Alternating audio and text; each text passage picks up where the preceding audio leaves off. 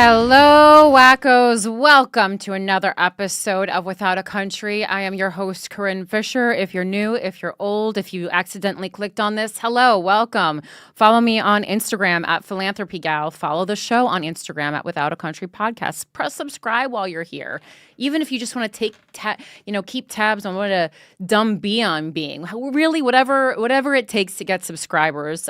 That's not true. I was going to say whatever it takes, I'll do it. And that's like literally not true at all. And I'll get into that in a second because I turned down like a pretty wide exposure opportunity this week because I was like, this does not ethically align with anything I'm really trying to do these days. Alas, story of my life. It's all good though. The amount of times I've had to say no on an ethical reason, and I'm only hurting myself. The list keeps getting longer and longer, but I love it. I sleep so soundly. Anyway, welcome to the show. All hail to our dictator, Christopher Fungi, I found out. So long story, his last name is spelled Fanguy, right? And you can make up a name, obviously, on Patreon if you don't want to reveal your true self. So I thought this was just a man named Christopher who did a funny last name fan guy. Like, I'm a fan of yours. It's just like a French Louisiana name, he explained to me that, and the last name is pronounced Fungi. So I'm just a dumbass, apparently. I've never seen the last name before. I still stand by Fan Guy being a more fun last name, but it's not the correct last name. So I apologize, dictator, for saying your last name wrong for really weeks now. Because before you were dictator, you were either a cutie or a capitalist pig. I can't remember, but I've said your name so many times before, so I'm really sorry about that. But it's the same guy. So the artist formerly known as Christopher Fan Guy, Christopher Fungi. Thank you. Thank you so much. Hello to my capitalist pigs. Hello to my cuties. Welcome to the show. If you guys are at home watching and you want to get a new exclusive video news story every single week for as little as $6 a month, and you're supporting the show, I'll tell you exactly what you're doing. You're paying the person to engineer and produce the show every week. Usually it's Mike Harrington, but Mike Harrington's on his honeymoon, so we have AJ back in the booth again. And then it's paying for all the subscriptions to all the news sites that we use on this show. And I subscribe to a lot of them. I subscribe to Washington Post and New York Times and Free Press and pay to get into some other things. The right doesn't honestly make you pay for as much. I would, but I have to log into Fox using my email, but that's it. They just take my information, not my money. Honestly, good on them. That's why they have a bigger fan base. And I kind of stand by that, right? Like, there is something to like giving the news away for free. Like, if you want to get people on your side, you're going to get more people on your side if you give them the information for free. And I know these places need to be funded by something, but it seems like Fox just takes on a bunch of ridiculous ads, and I'm guessing that's how they're funding their news site. And it doesn't seem to keep people away. And I mean, they're taking crazy ads. They're doing survival foods and, misinformative DVDs like pillows, gold shoes, Bibles, whatever it is. But the left needs to get on that more. I mean, New York Times could take an ad out for a different type of performative activist tote bag every single week, and they would never run out of money. And people would keep buying those tote bags. Because us libs, we love a tote bag that says, I'm a really good person. I had to stop using tote bags because just the left is so out of control with tote bags that someone could have a tote bag on the subway that literally said, fuck liberals. And I would still, in my mind, I would see the strap of the tote bag and I would still think it was some kind of performative leftist nonsense. And it's not inherent. Like, if you own a tote bag that you donated money to a good cause and you're proud of your tote bag, I don't mean to shit on your tote bag, but I just feel like most people's activism stops at the tote bag. And those are the people I'm talking to. And listen, better to have a tote bag than have done nothing. you did donate $30 to $40, maybe 20 if it's a lower end cause, to that cause, and that is something. But it's just the parading around. Like, I don't know that a $20 to $40 donation then like buys you the ability to parade around whatever saying it is. Like, if the saying is some kind of a walking billboard, like adopt, don't shop, like I could see, like, that's good because you're getting the message out there. But if it's like I saved children from a fire, like something like that, and it was just all you did was donate $20 to the kids in the fire, you probably kind of maybe want to take that for a lap for 1 week, and then unless you donate another $20, you probably have to retire that, or pass it on to someone new, or bring it to the Goodwill, and then you did two good things with the money, or with the tote bag, and then someone from Brooklyn can pick it up and wear it ironically around Bushwick, so that'll be fun. Anyway, that's that. Let's see what else is going on. Thank you so much for people. Speaking of tote bags, thank you to the few people who got back to me regarding my designer handbag tips, which is, that's really not the energy of this show. I just felt like I could say that someone here would know, and someone on here, in fact, did know, and put me in touch with an authenticator. And surprisingly, all the bags I was looking at were real. So I don't they seem too cheap. But I feel like less of an idiot, so because I didn't want to start. On a show about misinformation, I didn't want to start getting and spreading misinformation about designer handbags. Way lower on the list of things that are important in life. But, you shouldn't be selling fake designer handbags. And so no one was on eBay or Etsy that I was interested in. That's great. Couple desk updates. Well, my political career is still booming, you guys. These people, they can't get enough of me. A lot of people hated me in politics, but there was a good amount of people who liked me too. So we got the people who I was working on Bill A-101 with. I got Dream that I was working with and am working with. And then someone else reached out to me from Eleanor's Legacy, which I've talked about on this show. So I'm going to see maybe if I can do some work with Eleanor's Legacy, which supports pro-choice female political candidates. So, stay tuned, guys. It's exciting. I think it's just no one in politics knows how to use Instagram, and they're like, oh, seemingly this bitch knows how to use Instagram, and she's not a complete buffoon. So I think that's why they're reaching out to me. But whatever the reason, I'll take it. Something else, and it's so funny because every time someone reaches out to me from the political world to ask me to, get coffee or whatever, I feel like I'm being asked on a date. I'm like, oh, okay. So you guys were into me. Like, you pretended you weren't into me when you remember, didn't put me on the ballot, but you guys fuck with me. So it feels good.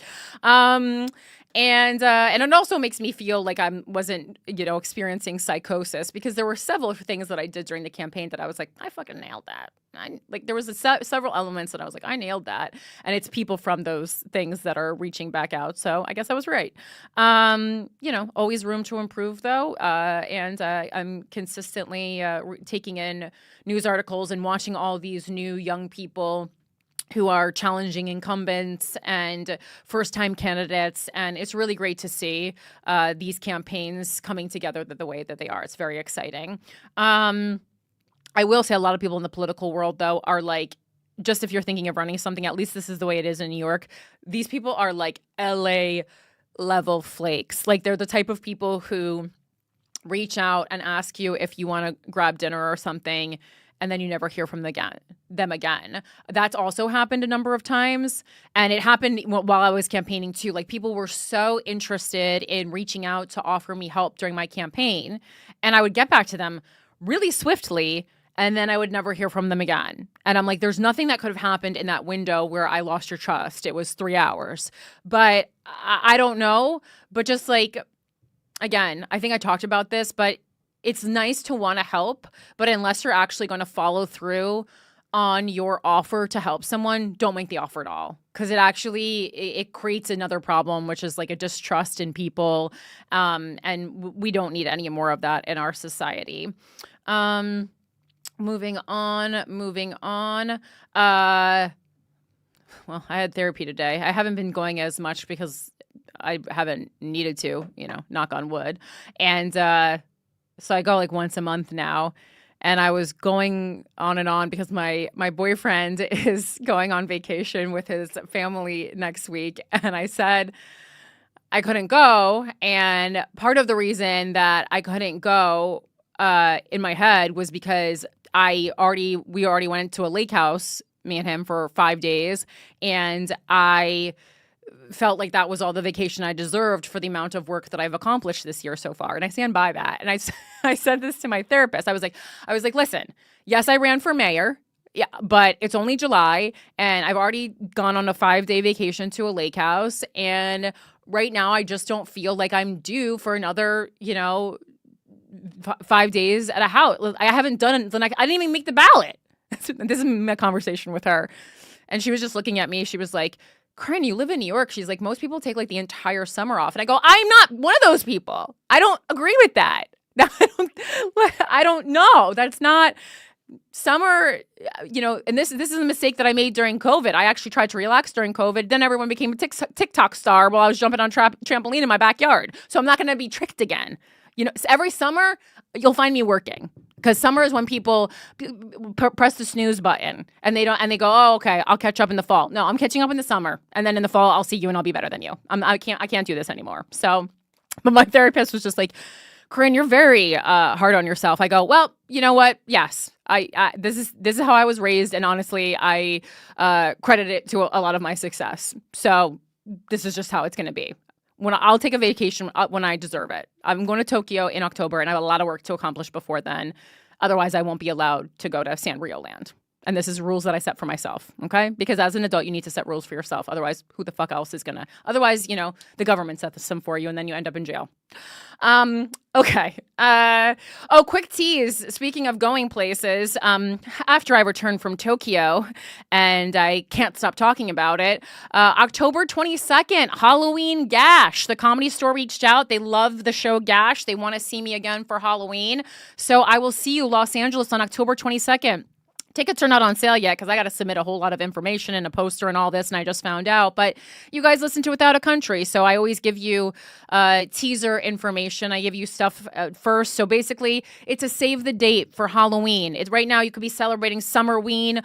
Michaels has all their Halloween products out. I can't wait to go. I'm chomping at the bit. I'm saving every Instagram story about some influencer walking the aisles of Michaels going, why isn't this me? And I mean, the reason why it's not me is because I didn't take the subway to Chelsea and go to the Michaels in Manhattan myself, but I will go. I've been busy. So that's what's going on. October 22nd, save the date, Comedy Store Gash. Just so excited. And then it'll be my first trip to LA this year. So I'll be excited. I'm excited. And October is such a great time to visit. So that is very cool. I want to move on to something I learned this week. This is kind of a new segment I'm adding. We talked about, what did we talk about last week? I'm trying to remember. It was, oh God, what was it? It's on the tip of my tongue. Let me scroll down. Sorry, it's driving me crazy that I can't remember. You'd think I smoke weed, but I actually don't. Let's see. What did I talk about last week? I guess it really doesn't matter, except for me. What did I talk about last week? It was something. And I remember going back and forth with that about Mike. Whatever. It is what it is. But it was very interesting, obviously. So interesting I cannot retain it. But what I want to talk about this week is... Was it Monopoly? Yes. Because I was having a hallucination. I was like, it feels so deeply related to what I'm about to talk about, and that's why it is, because I'm about to talk about the origin for another board game. And this is pure coincidence. I guess the algorithm has caught wind that I like origin stories of board games. So we have another one that has this kind of political background. And this is interesting that a lot of games started in this way. So Candyland also has a really interesting background. The original version of the game was designed in 1948 by Eleanor Abbott, a school teacher seeking to amuse children in her polio ward. Milton Bradley produced a commercial version in 1949, which became a huge surprise hit. Hasbro would later buy Milton Bradley in 1984 and revamp the game to include a storyline and characters titled The Legend of the Lost Candy Castle. In the decades since Abbott created her original version of the game, the game has been re-released and updated many times, including spin-offs and promotional tie-ins. The concept itself belongs to an interesting artistic tradition of food-based paradise imagery and related cautionary tales. It is unclear how many of these works were sources of inspiration, and very possibly none of them were, but they are worth mentioning as predecessors. The Old Testament describes paradise as a land of milk and honey. In medieval folklore, the land of Cockaine, Cockaine, was a popular peasant fantasy about a realm of delicious food and no labor. The candy-based houses also call to mind the fairy tale Hansel and Gretel, as recorded by the Brothers Grimm in 1812, one of the scariest stories of all time, albeit without the sinister undertones. More recently in American history, the 1928 folk song Big Rock Candy Mountain by Harry McClintock depicts a hobo's angelic food place. However, the song wouldn't become really popular as children's entertainment until Burl Ives recorded a cover in 1949. And I also wanted to look up, Eleanor Abbott, 1948. Yeah.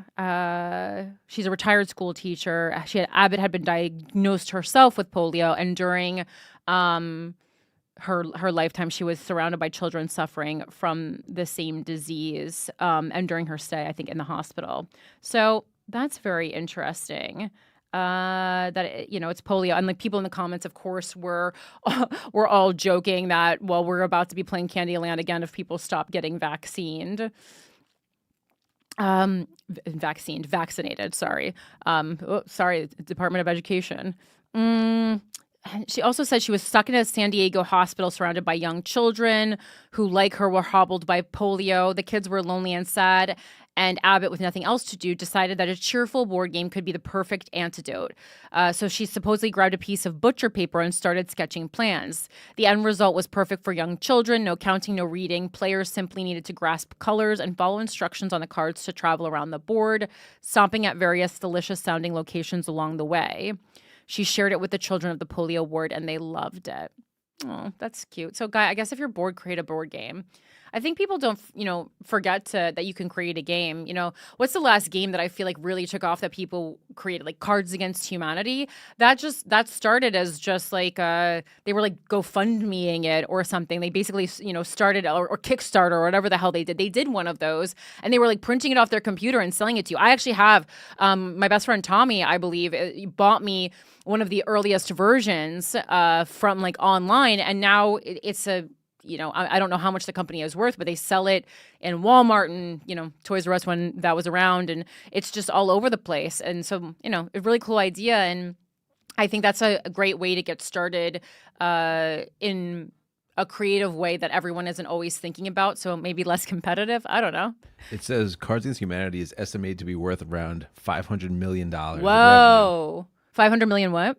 In revenue. In revenue. Wow. That's impressive. Really simple concept, but so fun, well written. So that's something to think of. Like if you have a comedy background or something, and like you're not making it in stand up, you're not making it on TikTok or whatever, or podcasting isn't working for you. Like think outside the box, and maybe that box is a game box. Okay, moving on. My enemy of the state this week. Listen, I don't want to start a war, but it has to be faux political podcasters who are crying now that they figured out they've been lied to. Of the state. And like they were willing to throw it all away for the Epstein Files. Like, to me, this is just the fact that it took the Trump not releasing the Epstein Files. Like, that was the breaking point. Like, They were fine when people were getting dragged out of their homes by ICE. They were fine when people were getting fired from government agencies. They were fine when we cut off fucking aid to Africa. They were fine as this week we're also like burning food that could be. I don't know if you guys saw that. They're like incinerating food instead of giving it to people. I didn't even have time to dig into that deeper. There was so much shit going on this week. Like it's so interesting. I think like to see when people get off the Trump train, because it's basically when it starts affecting them. And for straight, white, rich, elite people, it came all the way to, I wanted to see the Epstein Files and I didn't get to see them and now I'm mad. Like, that's what it took. They're basically being like, when they didn't get what they wanted, I didn't get the gossip and now I'm mad. I didn't care when everyone was losing their rights, but now I'm mad because I look stupid on my podcast. Shut the fuck up. And like, a lot of these people are my friends, and they're intelligent people in some respects because they had to be, because there's a lot of hustle involved in this industry. So you at least had to have some level of street smarts or business sense to get where you are. So I just don't understand. Like, again, we've talked about this concept many times before, but for people who were tricked on Trump term 1, okay, all right, okay, you wanted to try something new and it didn't work out. Like, honestly, okay. But people who were tricked on Trump term 2, talk to me. Give me a call, honestly. I don't know if are the phone lines open, AJ, or we don't know how to do that. That's okay. That's all right. I didn't mean to put you to email me. withoutacountrypodcast@gmail.com. I am truly curious. I am truly curious because, when I went with Christina on the Daily Show to talk to people at the MAGA rally, I wasn't so much angry at them as I was confused and almost felt bad for them, because I'm like, how can I convince you that this guy is lying to you? And that's a very hard thing to do, especially when we've set the precedent that politicians lie to you. So that's the first precedent that's set. And then Trump successfully set the precedent that, I am not a politician. And he made good on that in many ways, like losing, not knowing how to properly run a country. But he also somehow convinced people that because he is not a politician, that he is not a liar. But you can be a liar in so many other areas. There's so many other professions in which you can be a liar. But I guess we just associate lying so deeply with politicians that we forget that businessmen are liars. People in the entertainment business are liars. I mean, teachers sometimes are liars. I don't want to really spread that because not in the information that they tell you. I don't know. It's very weird to me. Very weird to me. And again, like, people are, the left-leaning comics are at war with the right-leaning comics right now, and everyone's made an Instagram video about this, and like, I didn't feel the need to make a ha-ha, we were right, you were wrong Instagram video. That's not what I'm selling. That's not what I'm doing on this show. That's not the vibe. That's not the energy. I don't think it's helpful. I'm not trying to get views that way. I just am more stunned, I guess, and I am not rejoicing in the fact that they didn't know they were being lied to, because of that, they endorsed Donald Trump on their podcasts, and they definitely encouraged and added to people voting for this guy. And so what is more worrisome to me, quite honestly, than listening to a podcaster who voted for Donald Trump, because I'm open to that, on it, like, truly. Term 1, term 2 was wonky. But like, it's more so the problem is that you're listening to and getting information and life advice and news from someone who can't tell when a bad liar is lying. That's what's more concerning to me.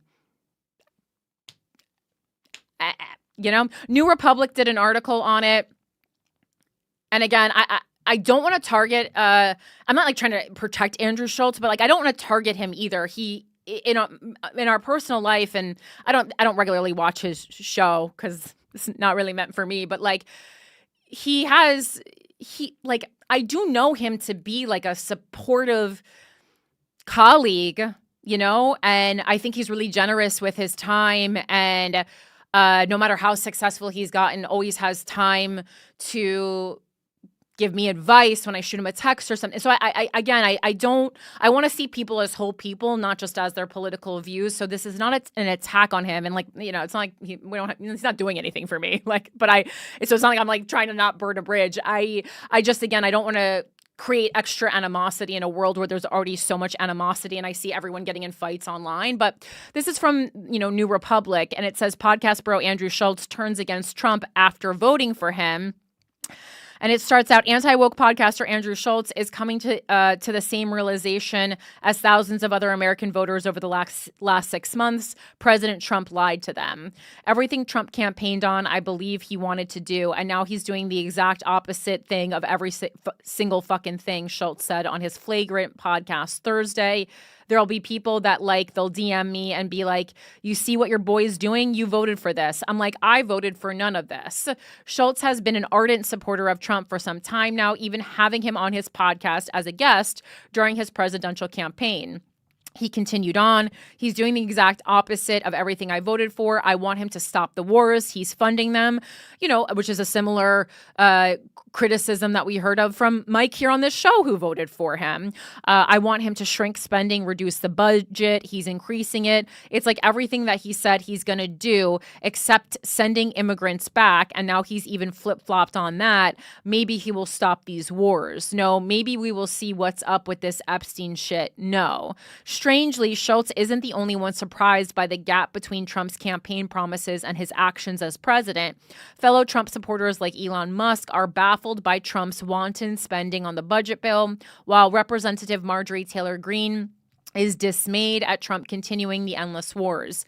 And MAGA members far and wide are shocked and upset over the administration's effective dropping of the Epstein case.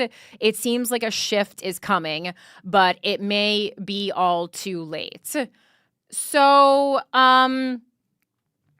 yeah, I don't even know what to say. That was the articles from July 11th, so just a couple of days ago, but that was certainly all the rage in the comedy scene this week. And I guess again, like you start paying attention to things when it directly affects you, and I can't blame only Andrew Schultz for that because it's an inherently American thing to do that. I think it's a problem that I see all the time. It's a problem on the left. It's a problem on the right. It's a problem if you're poor. It's a problem if you're rich. It's just a problem that affects poor people before it affects rich people, quite frankly. And I talked about it on Guys We Fucked a little bit this week with Christina, but I'm calling it the trickle-up effect. That's what it is. So we only have regrets when the person we voted for or the thing that we advocated for inconveniences us.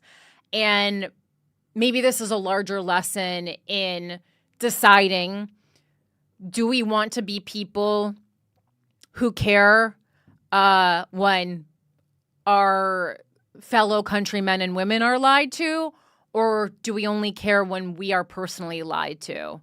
And that's your choice. That's your choice. I bowed out a long time ago of being the kind of liberal who's like, and you should feel like shit when you go to bed, because that's not working and I don't like it, and it made me not like liberals. I mean, I am one, but it made me not like them. Speaking of liberals, so the booker for Tim Pool reached out to me this week to ask me to be on his new show or new-ish show, Culture War. And I follow Tim Pool, not because I'm like, love what he says, but he's someone I keep tabs on. You can't argue he's someone who has a big fingerprint on right-wing political podcasting. And he is someone who much like on this show, although it's right-leaning and this show is left-leaning, has said that he vows to bring you the truth. And I mean, the first reason that I said no was because I think Tim Pool lost basically all his credibility when we found out that he was doing paid propaganda episodes for Russia at $100,000 an episode. So, I mean, I think that was when I stepped out. But furthermore, I took some time and I looked at some of his recent episodes, specifically episodes with left-leaning people or episodes with women. And I think how a podcast host interviews women is something you should always look at if you're a woman who's about to go on a podcast or thinking of going on a podcast. And he does the same shit that fucking so many male comedians do, which is they invite female podcasters on to, I don't know, fill a quota, to let them, to give some kind of a signal that they don't hate women, even though they most likely do. It was just him talking over his female guests so much more than his male guests and trying to lock people in gotcha moments. And obviously you're the interviewer, so you know everything that's going to happen on the show, and you're rapid firing questions at people. And as my boyfriend said to me, he was like, what are you going to go on and they're going to rap? And he wasn't even against it. He was just talking through it with me. He's like, yeah, the downside could be that they go on, they rapid fire questions and, about trans athletes and give you no room for nuance. And then it just makes you, kind of and then neither side is going to like you, or whatever the topic is, they're just obsessed with trans people. So that was his example. But, that was a really good point. And I've done years of giving male audiences a chance in podcasting and in the comedy world. And it's just pointless. And I am so open to going into spaces where I have a different opinion than the host. I'm really me and Christina went on Tommy Loren's show years ago, and I was a regular on Fox News, but all these places that claim that they're so open, I just find out they aren't. They're just really not. Fox News, I was really disappointed in. Like I said, after the election, they stopped booking up me. I was supposed to be the first on the panel the first night after we got the election results, and they canceled on me that night, which I knew was going to happen once Trump won. And I obviously wasn't happy about Trump winning, and I was vocal about it. And so they canceled me, and I haven't they canceled me for my booking, and I haven't heard from them since. And it's not like they stopped booking comedians. My friend Danny Polishchuk is on all the time, and that's great. I love Danny, and I'm glad that he's on. But I'm just saying, so it's proof that it's not like they stopped having comedians on. So I just found that really disheartening. And I'll continue to have conversations with people who I think want to, who I think have right-leaning views because they truly in their hearts believe it's what's right for the country and what's right for their family, not because they think it's what gets them YouTube views and clicks, right? Because there's no point in me having a conversation with someone like that. But that's why there was a point in having a conversation with all these Trump voters at the MAGA rally. That's the kind of conversations I want to be having. Conversations where we can actually talk at a normal pace. It's not debate gotcha style. I don't do gotcha style. Here, I don't do it. I didn't do it on a Daily Show. I actually had a conversation with the producers before I went on the air that I was like, I am not trying to go to make fun of people. And I did I asked people in a monotone voice, questions, but there were questions that I really had for them, not questions to make them look like morons. I don't think I don't know. I just don't find a lot of joy in making people look like morons. People can make themselves look like morons if you ask the right questions, I guess is what I'm looking to do. So yeah, I just wanted to kind of get ahead of that. I don't think he's going to mention it. Who the hell even knows that the booker asked me? And again, I don't have anything personally against him. I don't know him really. I just want to. I'm just so tired of people claiming that they're open to having conversations with everybody and that they want to report the truth and then not really doing that. Like, I'm not interested in that anymore. And I resent people who are trying to sell that same thing and then not selling what they promised. All right, let's get into the Wacko news bag. First email is from Wacko Emily. Hi, Corinne. I just want to thank you I want to start by saying thank you for all your insight throughout your mayoral candidacy. Although I live in the armpit of the Midwest, I donated to your campaign and was cheering you on the entire time. I am writing to share some interesting municipal drama that I have been tracking both in my city of Toledo and another city in my county, Maumee, maybe it's pronounced. It's Ohio. Not long after I bought a home in this city, a few council members were indicted for accepting bribes. So this is the first part, and it's just really interesting, kind of factual. It just says, and this is from 2023, that they announced 3 former Toledo City Council members were sentenced by the U.S. District Judge Jeffrey J. Helmick for their roles in accepting bribery payments during their time in office in return for support and votes on legislative matters. And they got prison time. Tyrone Riley, age 67, got 24 months in prison. Yvonne Harper, 73, got 12 months and a day of imprisonment. Larry Sykes, and these are what they were sentenced to, not what they actually served. Who the fuck knows what they actually served? Probably a lot less than that. Larry Sykes, age 74, was sentenced to 4 months imprisonment. And the funny part of this is that they really didn't. I mean, the guy who was sentenced to 2 years in prison, he accepted $10,000. Like, that's it. Like, $10,000 for 2 years in prison. Like, that's what you're doing. That you're putting your entire career and your freedom in jeopardy for $10K.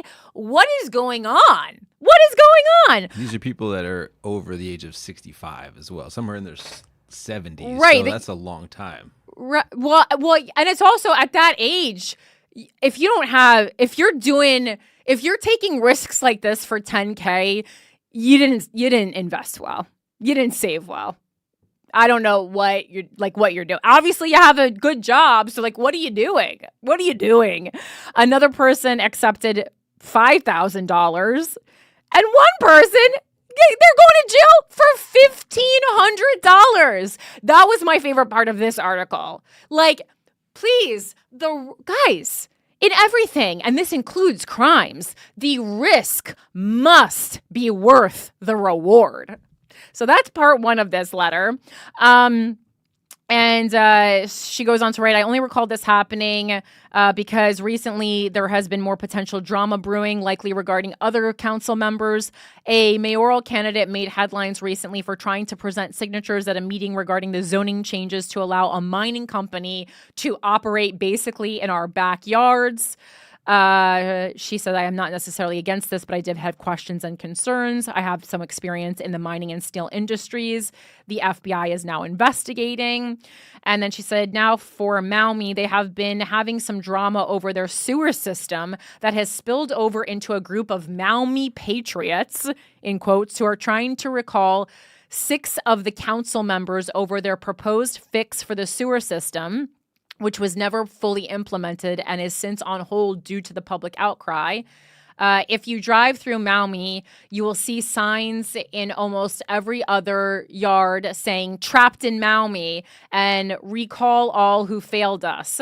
I have literally laughed out loud reading some of the older articles, but I'm having trouble pulling all of them up. Not sure if that is because this is currently in front of the Ohio Supreme Court. There is a tentative vote in September to possibly recall these council members. And she included an article that said FBI contacts local officials as zoning questions grow over South Toledo mining site. Let's see. A controversial mining operation in South Toledo is now seeing questions from a federal agency.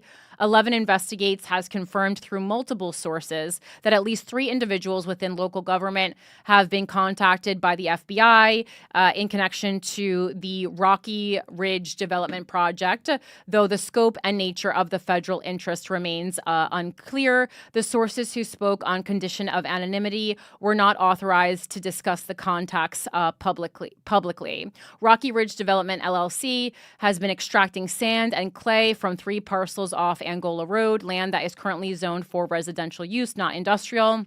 The mining activity ongoing since at least 2022 does not comply with city zoning laws. Despite this, operations have continued, backed by a state-issued mining permit and air pollution permits from the city and the EPA. Residents have raised serious concerns about dust, water quality, and lime deposits from the city's water treatment plant being dumped into excavation pits on the property. But city and state agencies have taken no enforcement action to halt the mining. 11 Investigates asked the city administration why it has not intervened in the apparent zoning violation. In a written response, a city spokesperson said the matter is nuanced and added, although the zoning is currently out of compliance, the business holds air pollution permits from the city and the EPA, as well as a mining permit from ODNR. There is not a straightforward answer to whether they are allowed to mine there. The city also said a proposal to rezone the properties is under consideration by Toledo City Council and is expected to come to a vote in July this month. Once that decision is made, we'll be in a stronger position to determine our next steps. And there's some federal interest. The revelation that FBI agents have contacted local officials adds a new dimension to the already controversial project. It is not yet known whether the federal interest is focused on potential environmental violations, land use conflicts, or other issues related to permitting and zoning enforcement. Rocky Ridge continues to mine on land not zoned for industrial use, while neighbors continue to question how a project in violation of zoning laws has gone unchecked for years.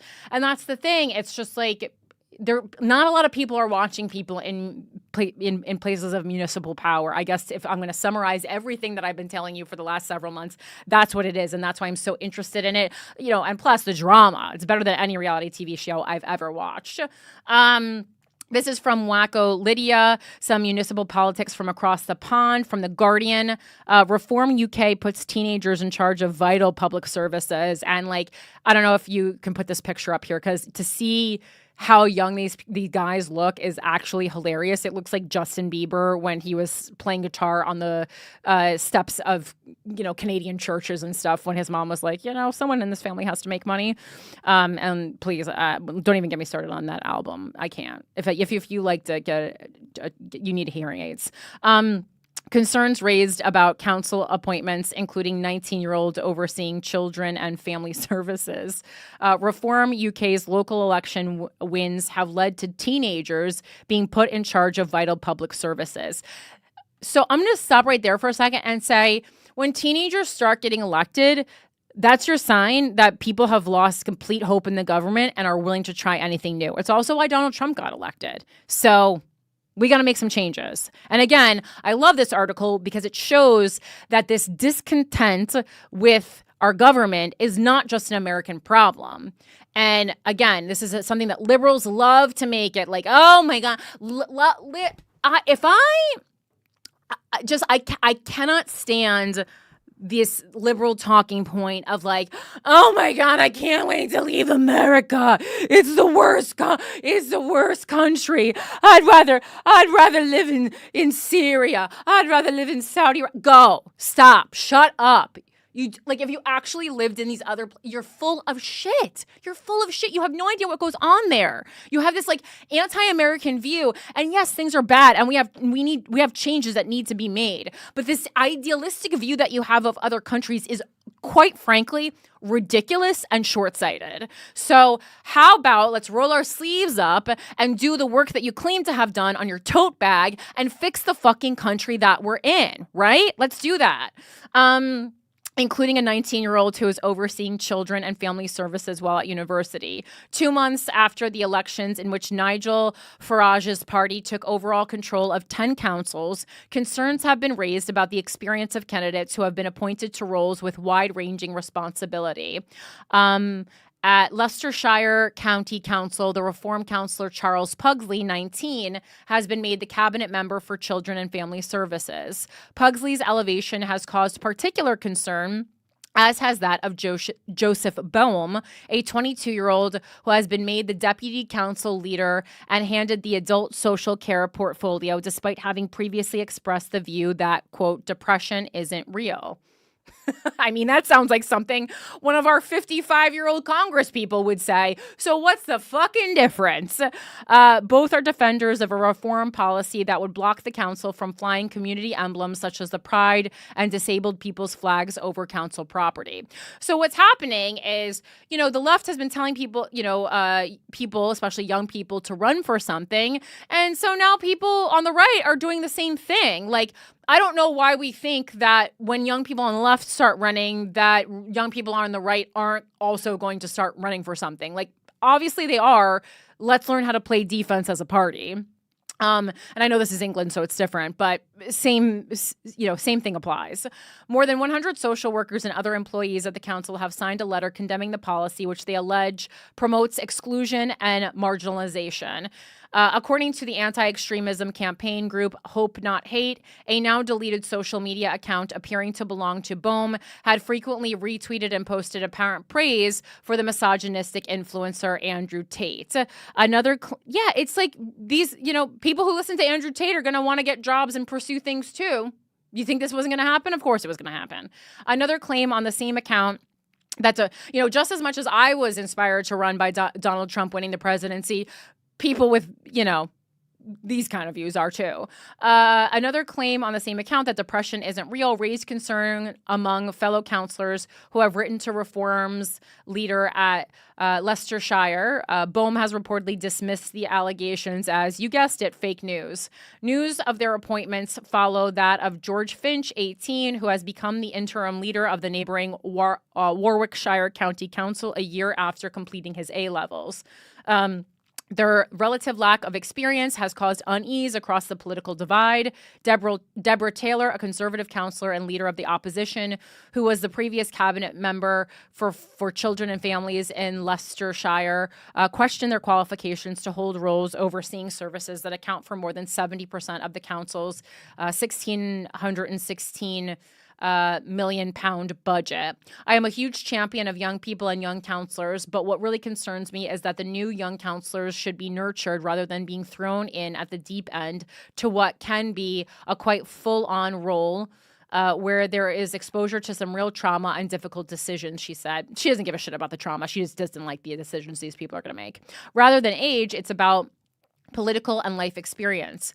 I think life experience is important. I don't think to me, political experience just means how entrenched you are in absolute corruption. After running for mayor, I don't even really believe that there is such a thing as political experience. It's fucking networking. And networking exists in everything. So if we're talking about, am I someone who's experienced in networking? Yes, I'm in the entertainment business. I know how to do that. Whether that's as someone who has worked or even as a parent with knowledge of household pressures. The concerns were echoed by social workers at the council. There is some confidence that much of what is being delivered can't be changed because it is statutory and underpinned by legislation, but there are areas where resources are being allocated on a spend-to-save basis, such as early interventions for families who may, for example, have had multiple removals of children, said one. It's an area where that spending has really paid off, and there would be great concern about that being tinkered with or even cut. Julia Ross, the chair of the British Association of Social Workers, said lead members for children's and adults' social services in local authorities are very important roles that carry the responsibility of handling hundreds of millions of pounds. While we recognize and value the fresh perspectives, these quotes are hilarious, that youth often brings, ideally, candidates should have experience in administrating such complex departments. They're shitting themselves. It's so funny. As well as working knowledge of their statutory duty to support what are often the most vulnerable people in our society.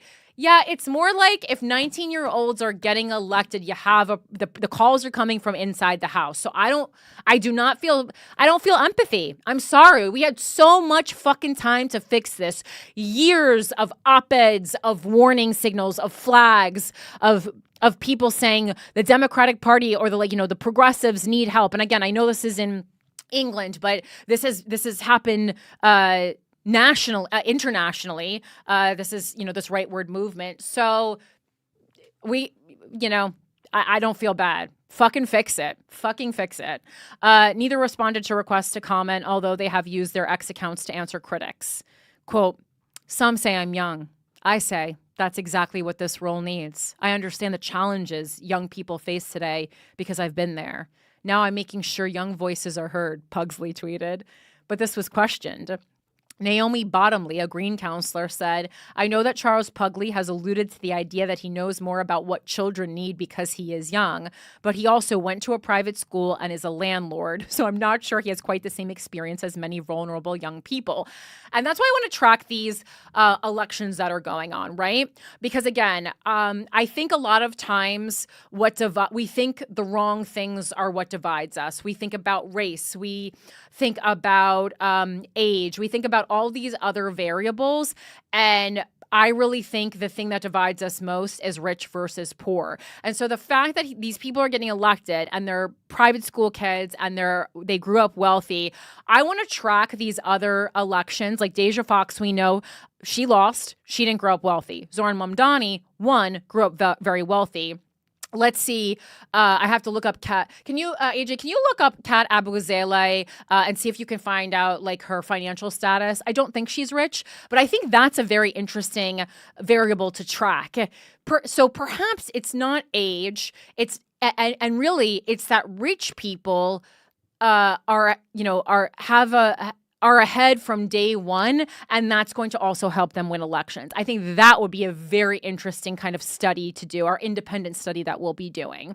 Because, again, I with the choices I have now, unless anyone new pops up, I'll be, or any bad information about him pops up, I will be voting for Zoran Mamdani come November. But my one large criticism I have and have had the whole time, and this is a bias that I talk about every week, is the immense amount of privilege that he grew up in. That was not earned from him. Like if you're rich now and because you did something or you created something, whatever, that's a different story. Like the woman who created Spanx, I love that woman. Sarah Blakely, oh my God, my ride or die.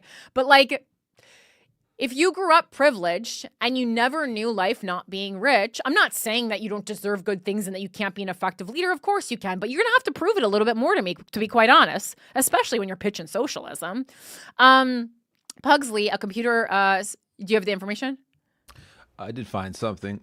It says, having attended high-income private schools until her sophomore year of high school, she credited a move to Tucson, Arizona when she was 16 years old for sparking her change in political views. That's Deja Foxx. If it's Arizona, Kat Abuzele. She went to school in Arizona? Oh, that's interesting because Deja Foxx is in Arizona too. And I was like, I hope she's not rich. Her whole fucking platform was I grew up poor. And it also said her maternal grandmother was a prominent Texas Republican for 4 decades. Okay, well, obviously she's trying to stray from that, but that's very, very, very interesting. That's very interesting. Again, you always got to dive a little deeper and you go, is the Cinderella story I'm reading really a Cinderella story? And listen, people did it to me when I became in the public spotlight. There was so many Reddit threads about, this rich Jew bitch. And I'm like, no, I fucking Google my house. It also says it may have happened while she was a child that her father immigrated to the U.S. as a child, initially lived in Chicago, and then founded a commodity trading advisor performance platform, and also founded a data processing company, and became a fund of hedge funds administrator. Interesting. Okay. All right. God. I need to never find out people were rich kids. But again, we're just, now we know that information. Now we'll track the election. Pugsley, a computer, and because it's also when you're rich, it's not only that you, like, I think it, like you don't, first of all, when you grow up rich, there's like internal boundaries that you don't have anymore, right? Like when you're poor, you're so used, or even middle class, you're so used to being told no or not having access to things or having things being gatekept that like those boundaries become internal. And I really believe this. But so you don't have that, which allows you to go for your goals a little bit more when you grow up rich. But furthermore, you're just going to have access to more people who have access to more things and more outlets. And what I have learned being in the entertainment business as long as I have been is that talent is important, especially when you're a stand-up comedian. To a certain extent, it's important. And being kind to people that you work with is important to a certain extent. And being creative is important to a certain extent. But what is more important than anything in the world, and we know it from the age-old adage, it's not what you know, it's who you know. It really is all about networking. And I'm only been in two fields in my life, politics and entertainment, but I'm guessing this is applicable to pretty much everything. And so when you are rich, you just know more people. Everyone I know who's rich, if I bring up something or a place or a thing or a venue or an organization, they always fucking know someone who works there. They always have a friend to call, a friend to email. And as a middle class gal, my family don't know anyone. You know who we know? Actually, I'm not going to say that. We know one person. We know one famous person we've known our whole lives, Emmylou Harris, the country music singer. That is my claim to fame, Emmylou Harris. So if you need to get to Emmylou Harris, I can help you. Beyond that, I cannot offer you anything. He and Bohm, along with Finch in Warwickshire, also reflect a drive-by Farage, sorry, these last names are giving me trouble, to leverage support among Gen Z voters, with the party's popularity surging among 18 to 24-year-old men. And again, when you shit on a group for so long, and I'm guilty of this, men don't take that. When you shit on women, we as a group get plastic surgery and shut up. When you shit on men, they kill you or start a political party and win. So, I guess we should fight back. Preet Gill, a Birmingham Labour MP who has voiced concern about Finch's role as leader at War. He wants to be Donald Trump Jr., obviously, these guys. As leader at Warwickshire, said the appointments indicated how reform would approach government. It's a carbon copy of the way in which Farage operates. They have made a lot of noise from performance politics and from being disruptive rather than actually saying or doing anything of substance when it comes to delivery or knowing how to deliver adult social care or children's services. So, thanks so much for sending that in. I think that was a very interesting article, Lydia. I'm going to put this one, save this for next week. And then I'm going to do one more article from Municipal, but it also has to do with the New York City mayoral election. This is courtesy of, my mom told me about the topic, and then I found this article. So this is about New York City. This is from thecity.nyc. 4 former police chiefs claim they were ousted for whistleblowing under Mayor Adams. This is very interesting. This ties into one of the platform, the platform of my campaign, or, part of it, which was really like seeing what the fuck is going on in the NYPD and making sure these people are doing their jobs and being ethical. And so, it's no surprise that a former cop is not letting whistleblowers blow the whistle on cops. Wow, great. Let me put on my Andrew Schultz surprised face. Ridiculous. 4 former NYPD chiefs claim in separate lawsuits filed Monday that top department leaders close to Mayor Eric Adams forced them out after they complained about promotions and plum assignments being awarded to unqualified associates or called attention to other potential misconduct. They say the retaliation against them violated civil service protections and are seeking damages for their financial losses. Among the allegations contained in the lawsuits filed in Manhattan Supreme Court, my buddies, by former NYPD chiefs Matthew Pontillo and James Essig, and former assistant chiefs Joseph Veneziano and Christopher McCormick, are that top department officials placed unqualified or unvetted detectives in the Criminal Task Force Division, which conducts major investigations alongside federal law enforcement entities.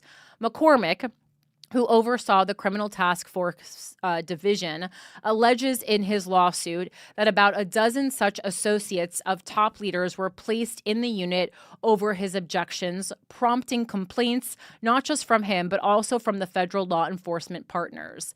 Essig, who resigned as chief of detectives in September 2023, says in his lawsuit that he observed an unusually high number of unvetted detectives transferred into the Special Victims Unit, which investigates sex crimes. His lawsuit also alleges that former NYPD Police Commissioner Edward Caban was selling promotions in exchange for up to $15,000, although the court filing provides no corroborating details or evidence for the claim. Caban resigned as NYPD Police Commissioner in September 2024, just days after investigators from the Federal Bureau of Investigation confiscated his cell phone and that of his brother, James Caban, a former NYPD police officer who was terminated for misconduct 2 decades ago. Essig's and McCormick's lawsuits allege that friends and associates of Adams, Caban, and former Chief of Department Jeffrey Madry were given the unmerited promotions or assignments. McCormick's lawsuit also names former Deputy Mayor for Public Safety Phil Banks as a top official whose associates earned the allegedly unmerited promotions or assignments. Veneziano, former assistant chief at the department's Internal Affairs Bureau, claims he got on Madry's bad side for simply doing his job, which included working on one investigation into Madry and others involving Madry's associates. Pontillo, former chief of professional standards, said his warnings about the NYPD's increased use of vehicle pursuits and about the reckless practices of a specialty unit known as the Community Response Team got him on the wrong side of police brass. His suit also names Chief of Department John Chell, who ran and founded the CRT, as a defendant. All 4 former officials say they were ordered to accept steep demotions or transfers shortly after Adams appointed Caban commissioner in July 2023. The attorney for the 4 former chiefs, Serena Townsend, said the thread that binds the filings is the department's retaliation against whistleblowers who pointed out misconduct that made the city less safe. And let me tell you, if there is one word that sums up New York City politics in a nutshell, it is retaliation, for sure. These are real-life consequences, and if this is how the New York Police Department is being run, we should all be afraid, Townsend told the city. Kayla Mamalak Altus, a spokesperson for City Hall, said the city will review the lawsuits. Yeah, I bet. Carefully, I'm sure. The Adams administration holds all city employees, including leadership at the NYPD, to the highest standards. I mean, this is laughable from a guy who's smoking joints on his fucking porch with Amber Rose and Sneeko. And our work at the department speaks for itself. Crime continues to topple month after month, both above and below ground, with our city seeing the lowest number of shootings in recorded history, she said. That is true.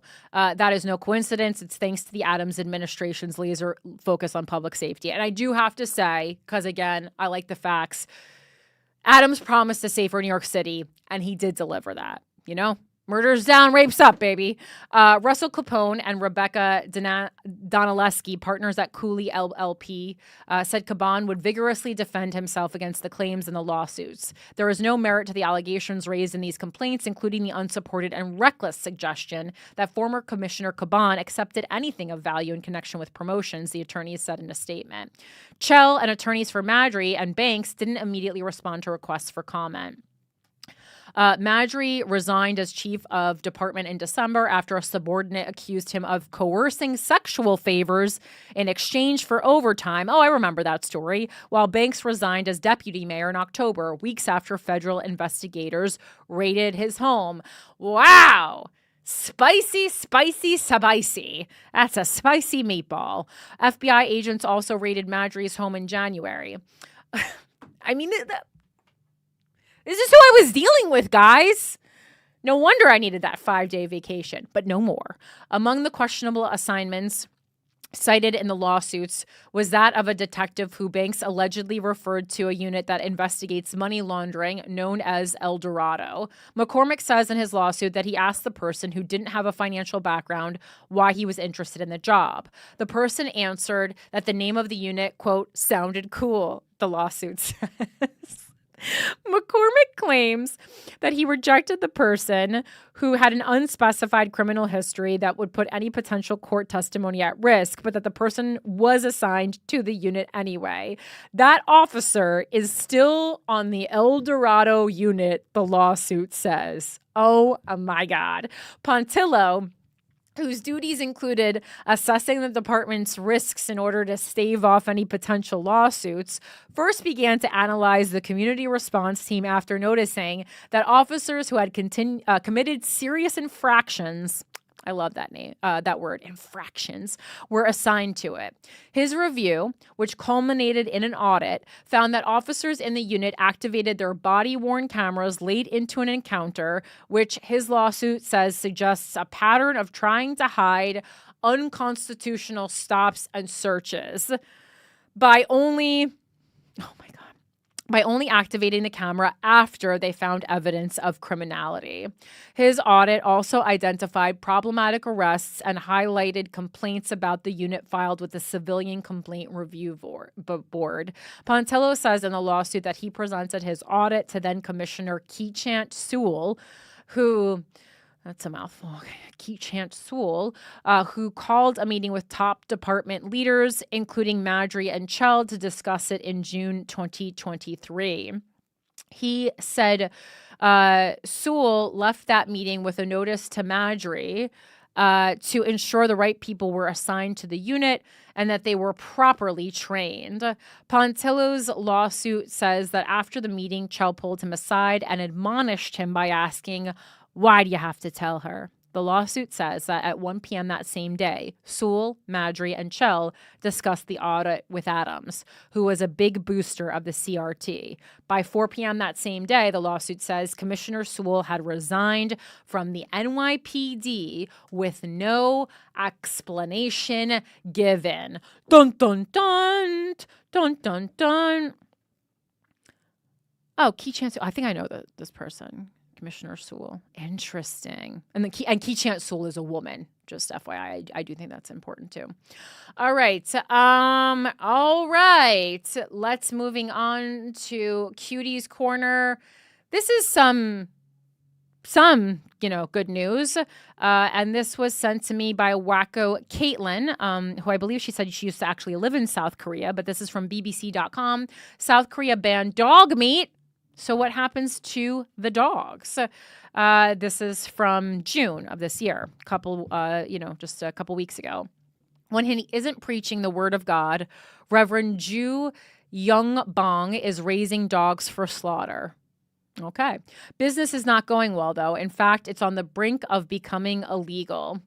Since last summer, we've been trying to sell our dogs, but the traders just keep hesitating, Mr. Jew, 60, tells the BBC. Not a single one has shown up. In 2024, the South Korean government implemented a nationwide ban on the sale of dog meat for consumption. Because we talked about this on that show. On this show. The landmark legislation, which was passed last January, gives farmers like Mr. Jew until February 2027 to shutter their operations and sell off their remaining animals. But many say that isn't enough time to phase out an industry which has propped up livelihoods for generations, and that authorities still haven't come up with adequate safeguards for farmers or the estimated 500,000 dogs in captivity. Even those who support the ban, including experts and animal rights advocates, have flagged issues around its enforcement, including the difficulty of rehoming dogs that, having been saved from the kill floor, now face the increasingly likely threat of euthanasia. Midway through the grace period, dog farmers are finding themselves with hundreds of virtually unsellable animals, farms that can't be closed, and little means of putting food on the table. People are suffering, said Mr. Jew, who is also president of the Korean Association of Edible Dogs. I mean, I have to stop and see if they have merch. 1 second. Like, it's you guys know I fucking love dogs. I love dogs, but I gotta see if they have like a website or merch, because that's fucking insane. Okay, it doesn't seem like they do. AJ, if you can find any oh wait, okay, so it's sorry, they didn't pay for placement. So I found like a forum for like jobs, but it doesn't seem like they have any merch. Well, maybe that's why they're not doing well, because no one thought to sell merch. I'm telling you, if you sold merch, you really could recoup a lot of losses. A group representing the industry. We're drowning in debt, can't pay it off, and some can't even find new work. Again, if you make merch, Americans will fund your entire debt. Like, we'll pay off your debt. Like, I just know we will. I'm not going to wear the Korean Association of Edible Dog shirt myself, but like, it is a good gift for, what is it? A pink elephant? What's the thing what is it called when you trade gifts? White elephant? I think it's white elephant, right? Pink elephant. That sounds more fun, but it's white elephant, I believe. We just call it Secret Santa. That's why I don't know what the elephant thing is. Secret Santa. I don't know why they started calling it white elephant. It's fucking Secret Santa. It's a hopeless situation, a storm of obstacles. Chan Woo has 18 months to get rid of 600 dogs. Mamma mia. After that, the 33-year-old meat farmer, who we agreed to anonymize for fear of backlash, faces a penalty of up to 2 years in prison. Realistically, even just on my farm, I can't process the number of dogs I have in that time, he says. At this point, I've invested all of my assets into the farm, and yet they are not even taking the dogs. Yeah, it's almost like it's karma or something. By they, Chan Woo doesn't just mean the traders and butchers who, prior to the ban, would buy an average of half a dozen dogs per week. He's also referring to the animal rights activists and authorities who, in his view, having fought so hard to outlaw the dog meat trade, have no clear plan for what to do with the leftover animals, of which there are close to 500,000, according to government estimates. The authorities, passed the law without any real plan, and now they're saying they can't even take the dogs. Lee Sang-kyun, a campaign manager at Humane World for Animals Korea, HWAC, I don't know why it's not capitalized, but it says echoes these concerns. Although the dog meat ban has passed, both the government and civic groups are still grappling with how to rescue the remaining dogs, he says. One area that still feels lacking is the discussion around the dogs that have been left behind. A foreign press spokesperson, and remember, they were going to eat these dogs. So these dogs are in good health. These dogs are cute. These are not elderly. These are edible dogs, okay? Edible dogs.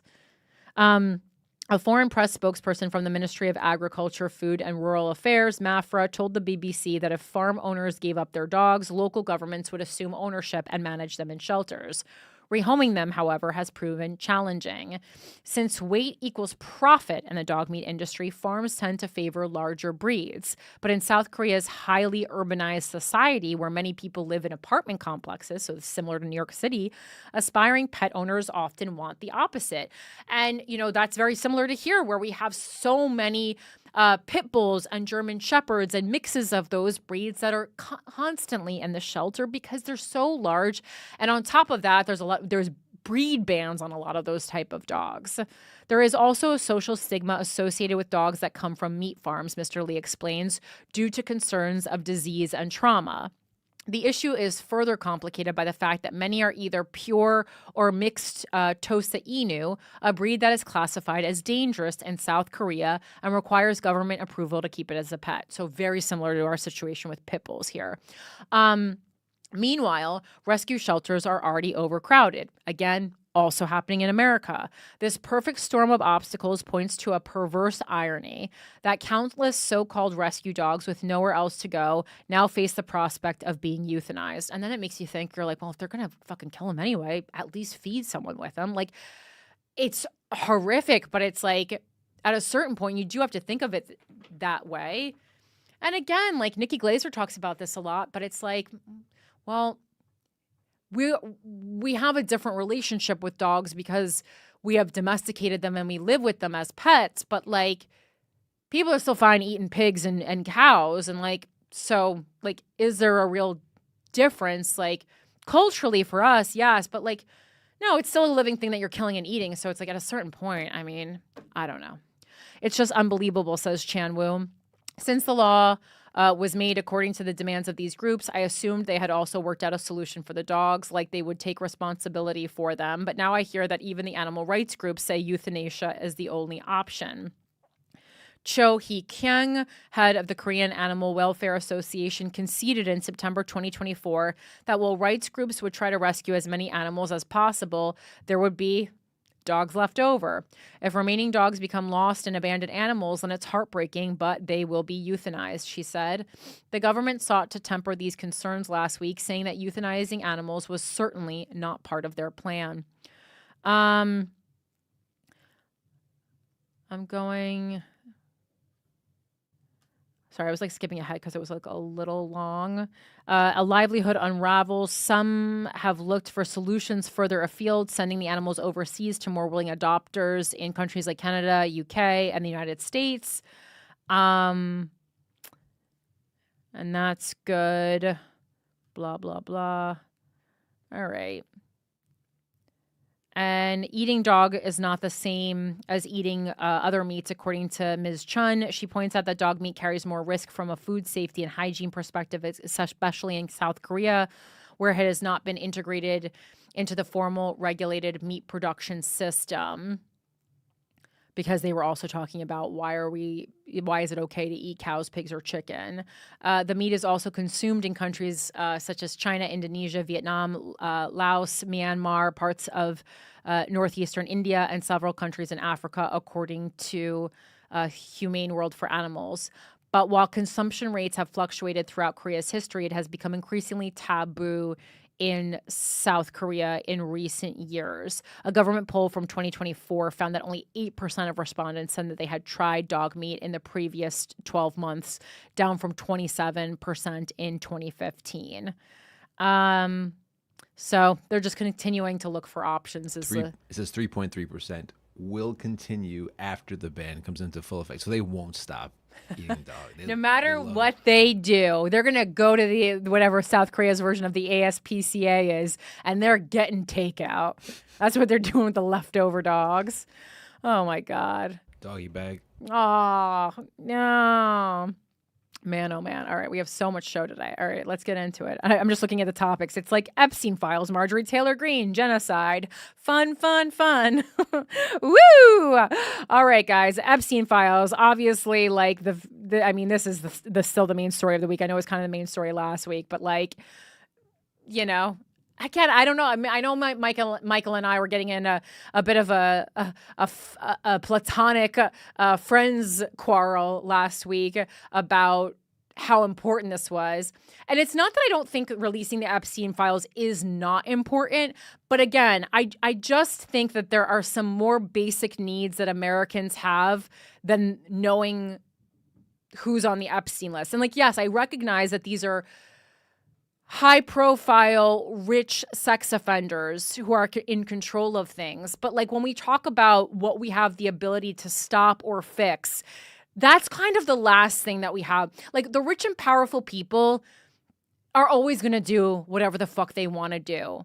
And I think we can chip away at it, but it's going to take time, right? So just like my approach is not that I don't care about the Epstein Files, but like I just care about, I don't know, more boring things like making sure people have enough money to pay their rent or have a roof over their head or have enough dinner to eat at night. Like I know those things aren't talked about as much because they're like boring. It's very millennial, very save the rainforest of me. It's not exciting school shooter shit.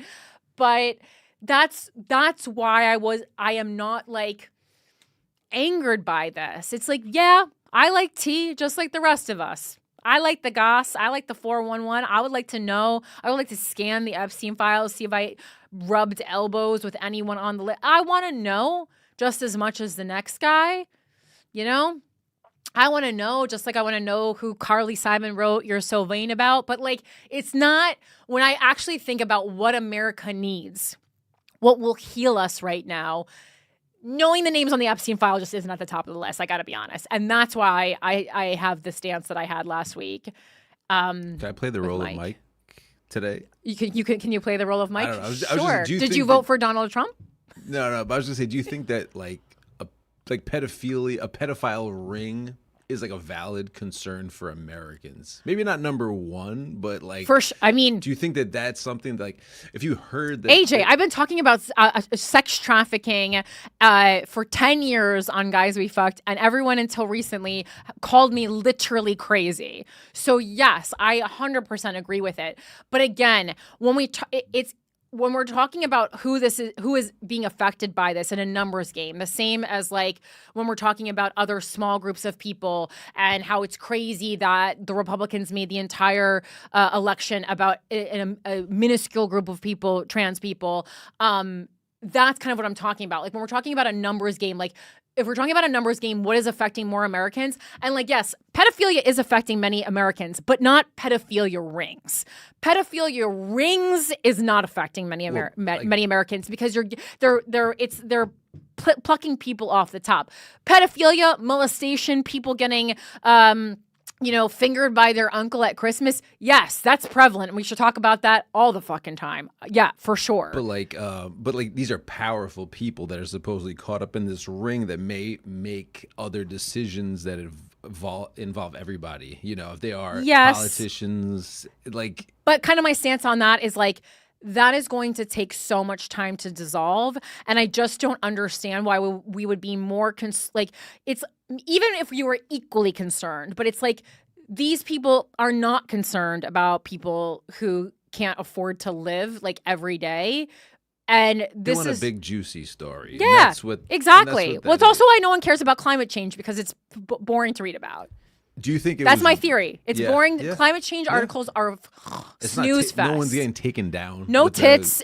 Climate change has no tits. Sex tape. The drama is like atmospheric. You know, it's not. Literally. People aren't loving it. You know, you can't interview a whale on Gutfeld, so no one cares. And Greta Thunberg has moved on apparently to other things. Do you think Trump can do anything with the fan base that he's lost with the Epstein list so far? Or are they What do you mean, can he do anything with the fan base? Like there was a bunch of people that may or may not have loved him personally, but they liked that he was talking about the pedophile rings and Epstein list because everyone, it just seems like there's got to be something there. And then when it comes out like nothing to see here, folks, then you're kind of gaslit. And then I feel like a lot of people that maybe supported him are like, okay, this is not what we thought. This is the same thing. There's somebody covering up for these pedophile elites. Well, glad they finally figured it out. Yeah. I mean, what is he going to do with it? I don't know. It's JD Vance. I don't know if that, I didn't fact check this, so I don't know if it's true. But I think JD Vance was rumored to have been like photographed with a Trump 2028 hat or something. Again, don't hold me to that. I didn't fact check that. Are you worried he's going to run again?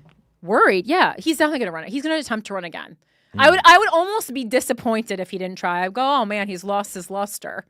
He's trying to be a dictator. He's going to try to change the rules to run in 2028. I fully and firmly believe that. Yes. Okay. You don't think he is? I don't know. I don't know how powerful he actually is. But no, I don't think he. I mean, maybe he'll try. Oh, I'm not saying he's going to succeed. I thought maybe he might pass it to his son or something like that. Oh dear just God! Pass it along. How could things get even worse? All right. So this is from the New York Times. Massey moves to force House vote on Epstein Files release. The Kentucky Republican, a frequent critic of President Trump, teamed with a Democrat in a maneuver that could force GOP leaders to hold a vote on the matter within weeks. This is from today, July 16th, updated at 1:21 p.m. Eastern Time by Annie Carney. A leading Republican critic of President Trump has begun a long-shot effort to force a vote on whether the administration should release files related to the case of the disgraced financier Jeffrey Epstein, deepening a GOP rift on an issue that is foundational to the MAGA movement. Representative Thomas Massey of Kentucky, the Ione... Is that the... Oh, sorry, the Lone House Republican. I'm like, Ione? It's Lone. It's just a lowercase L that looks too fancy because I'm reading the New York Times. The Lone House Republican, who has been willing to regularly break with Mr. Trump on major policy matters, began a procedural maneuver on Tuesday night that could lead to a vote within weeks. It comes as Republicans from Speaker Mike Johnson on down have called for the release of the files about Mr. Epstein, who died in federal custody while awaiting sex trafficking charges, despite Mr. Trump repeatedly and urgently pressing them to move on. The House has little power over the Justice Department outside of compelling officials to testify in congressional hearings, so even a decisive vote on the House floor demanding the release of the files would amount to no more than a messaging vote. But it would test whether Republicans, who have largely ceded their power to Mr. Trump, are willing to make a hard break with a president who demands unflagging loyalty. Mr. Trump said on Wednesday that he no longer even wanted the support of those who bought into what he called the Epstein bullshit, hook, line, and sinker. No surprise here. Republicans in Congress are this man doesn't respect anybody. So why would you think he respects you? Republicans in Congress are navigating in real time the suddenly how do you say that word? Disparate? I should know. This is yes. Disparate? That's right. I'm like, it's not disparate. Disparate desires of Mr. Trump and their voters who are exerting immense pressure on them to demand more transparency from the Justice Department on the Epstein files. House Republicans on Tuesday held together unanimously to block a Democratic effort to force a debate on the release of the files. But as more of their constituents demand the release of the files, they are looking for ways to respond.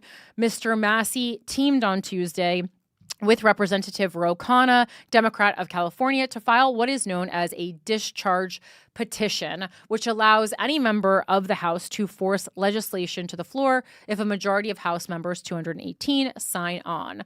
By midday on Wednesday, he already had the support of at least 6 Republicans, Representatives Tim Burchett of Tennessee, Marjorie Taylor Greene of Georgia, Eric Burleson of Missouri, Jeff Van Drew of New Jersey, and Lauren Boebert of Colorado, and the list was growing.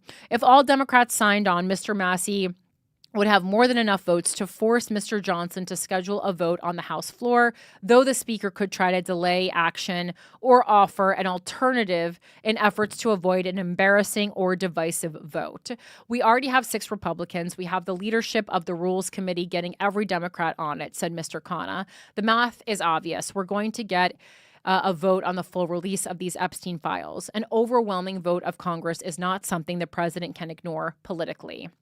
Discharge petitions are always an uphill battle and rarely succeed. But Democrats and Republicans alike said this particular issue, one that is definitional to Mr. Trump's political base and is now being seized on by Democrats, could be an exception. Representative Hakeem Jeffries, Democrat of New York and the minority leader, has been broadly supportive of the effort, arguing that his party has limited tools for challenging Republicans on an issue so resonant, according to a person familiar with his thinking, who described it on the condition of anonymity.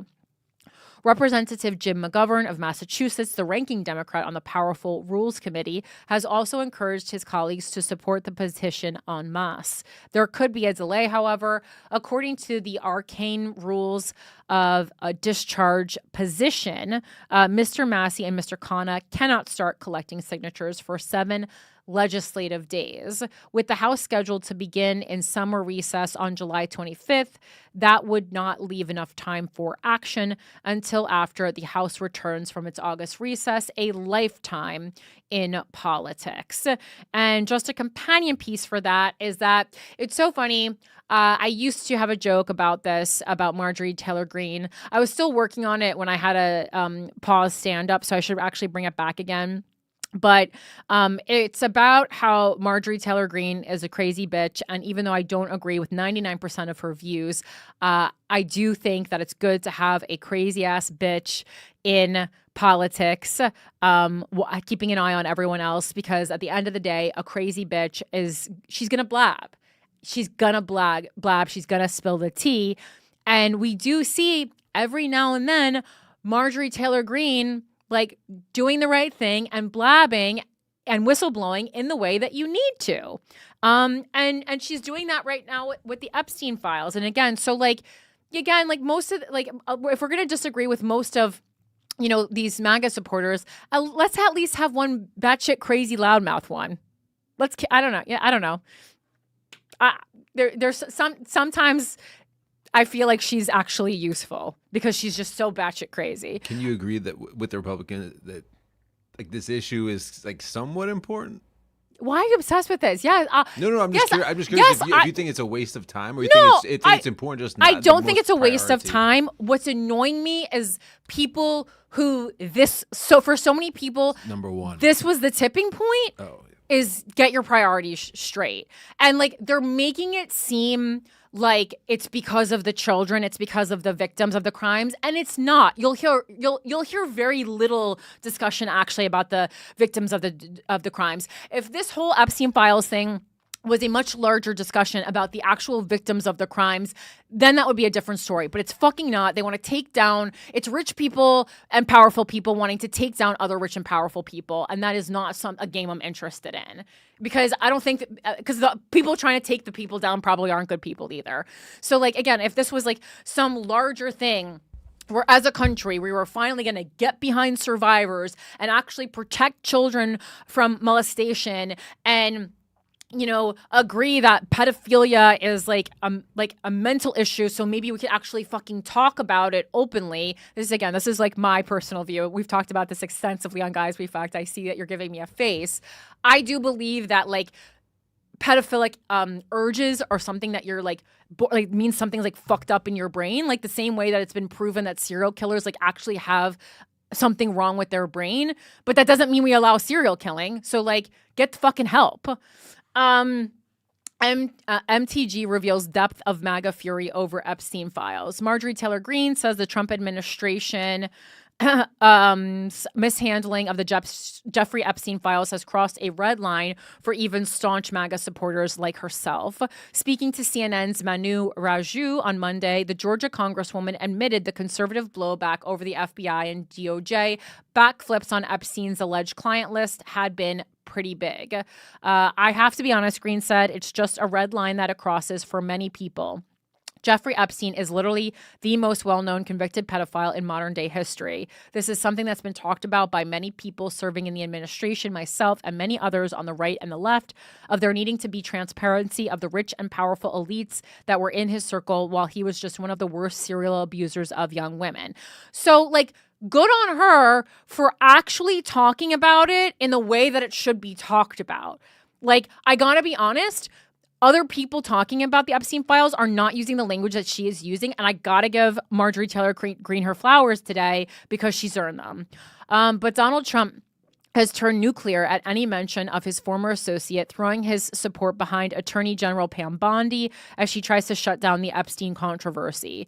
Bondi told Fox News in February she was reviewing the client list of the convicted sex offender who died in jail in 2019 while awaiting trial on sex trafficking charges. But earlier this month, the FBI and Justice Department released a memo confirming that Epstein's death was by his own hand, and that their investigation found no list of his clients existed. That finding has been questioned by many, especially in conservative quarters. I mean, I also don't believe Jeffrey Epstein killed himself, for the record.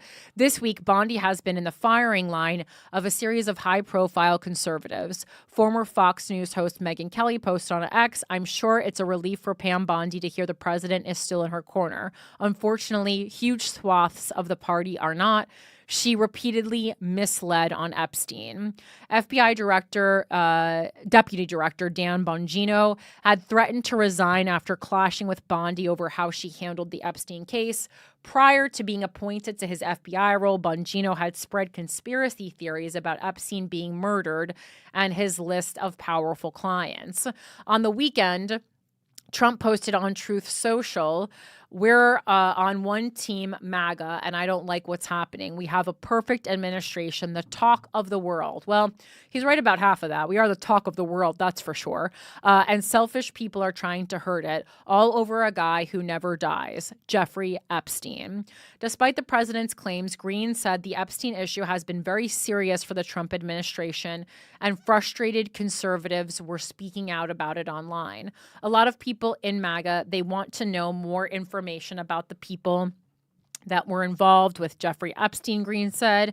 And is there a blackmail list? And there's nothing wrong with people continuing to ask that.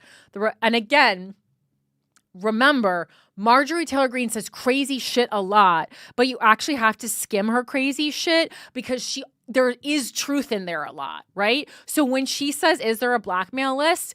Skim it out of all that other crazy shit she said, because sometimes on big issues, this woman is right. The Republican backed up her stance on her X account on Monday. "The line is drawn with anyone who abuses children and vulnerable innocent people. When George Santos is going to prison for 7 years, but Epstein only served 13 months, our justice system is corrupt." Like, where is the lie, you know?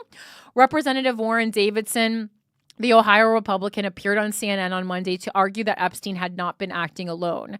Davidson, who is the chairman of the Subcommittee on National Security, Illicit Finance, and International Financial Institutions, said he wanted prosecutions over the Epstein case. Davidson said, "We've got a long history of things that are public about Jeffrey Epstein, and frankly, Ghislaine Maxwell is not in jail for nothing, right? I mean, she was doing some illegal activity and she's in prison for it. That's who needs to write a book. You can write a book from prison, right? Yeah, you can. Definitely. Come on, baby. Like, for a party that loves capitalism, get to writing, Jizzy."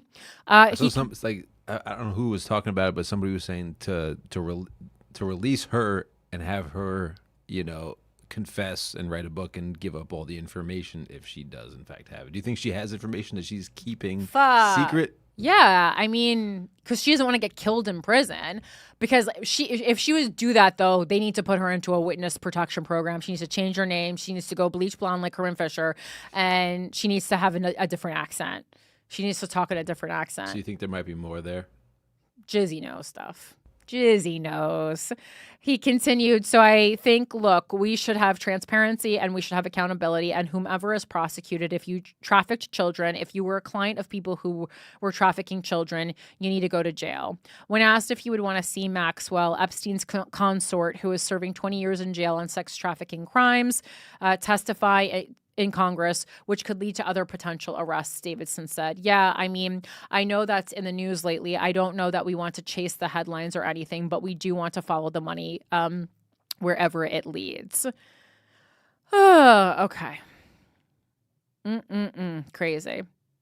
Yeah, and also something about this, like a lot of the people, and this is not making it okay, but this is what bothers me, like that we only care about the Epstein files. So like sex trafficking happens. There's fucking signs about it when you go to the bathroom in the Atlanta airport. Everyone who listens to this show has heard me say this 5 million times, but I will never stop saying it. And again, I was saying it before the signs were there, and now the signs were there, and who was right? But Molly Austin was talking about it too. Got to give Molly Austin credit.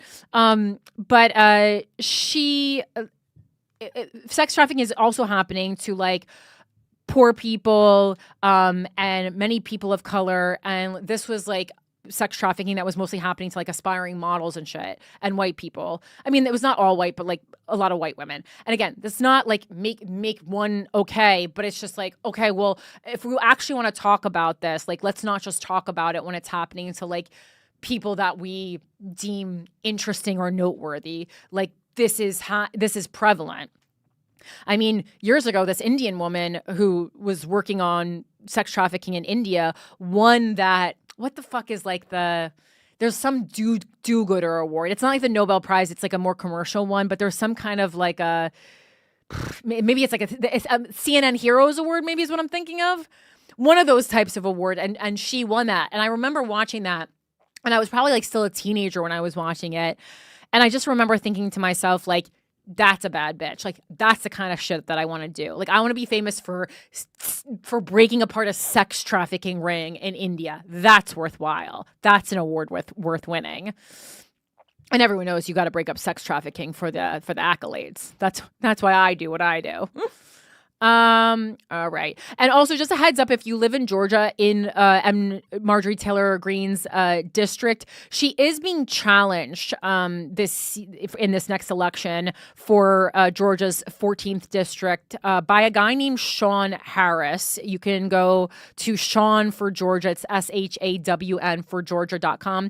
I don't know a lot about this guy, so I don't know if he's fucking any better. But could be interesting. He's like a middle-aged black man. I believe he served in the military. I can't remember. And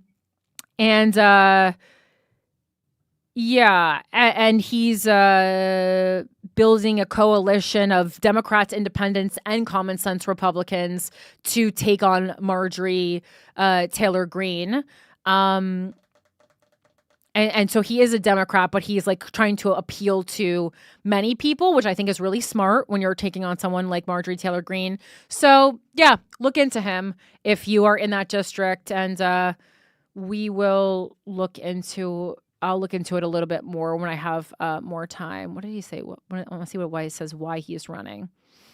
Okay, yeah, I grew up on a Georgia farm and I enlisted in the Marines to serve my country. He's been married for 35 years. They have some kids, blah, blah, blah. He loves everything.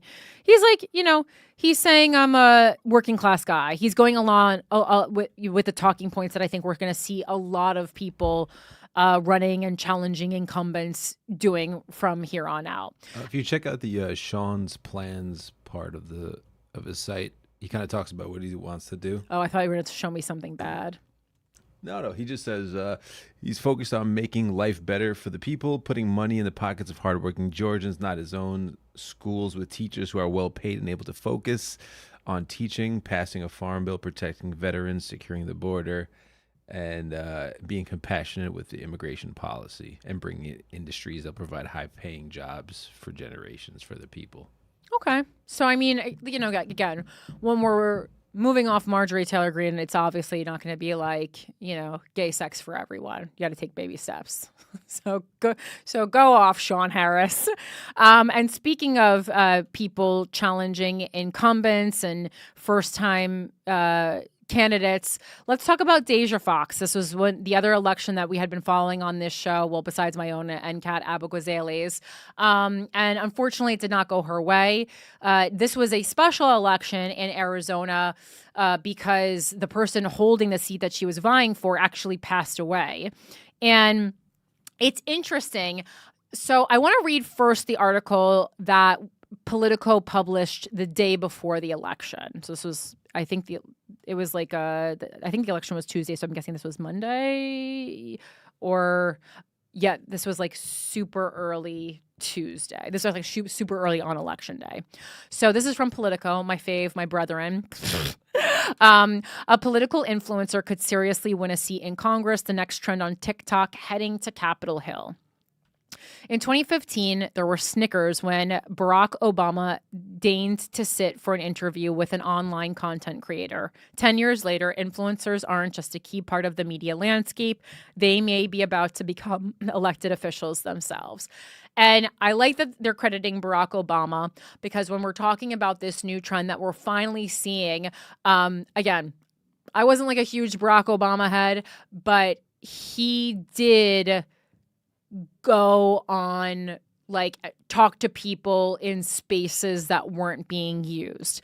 I also think he perhaps took it too far and then became like a fucking celebrity himself, which has always bothered me about him. And now him and like Michelle are like podcasting and like they're making things with Larry David. I don't love, but you know, he does deserve to be credited with that, and also credited with how big of he was a long shot when he won that presidential election. He was a long shot. People were laughing at him for even trying. So he must be given credit where credit is due.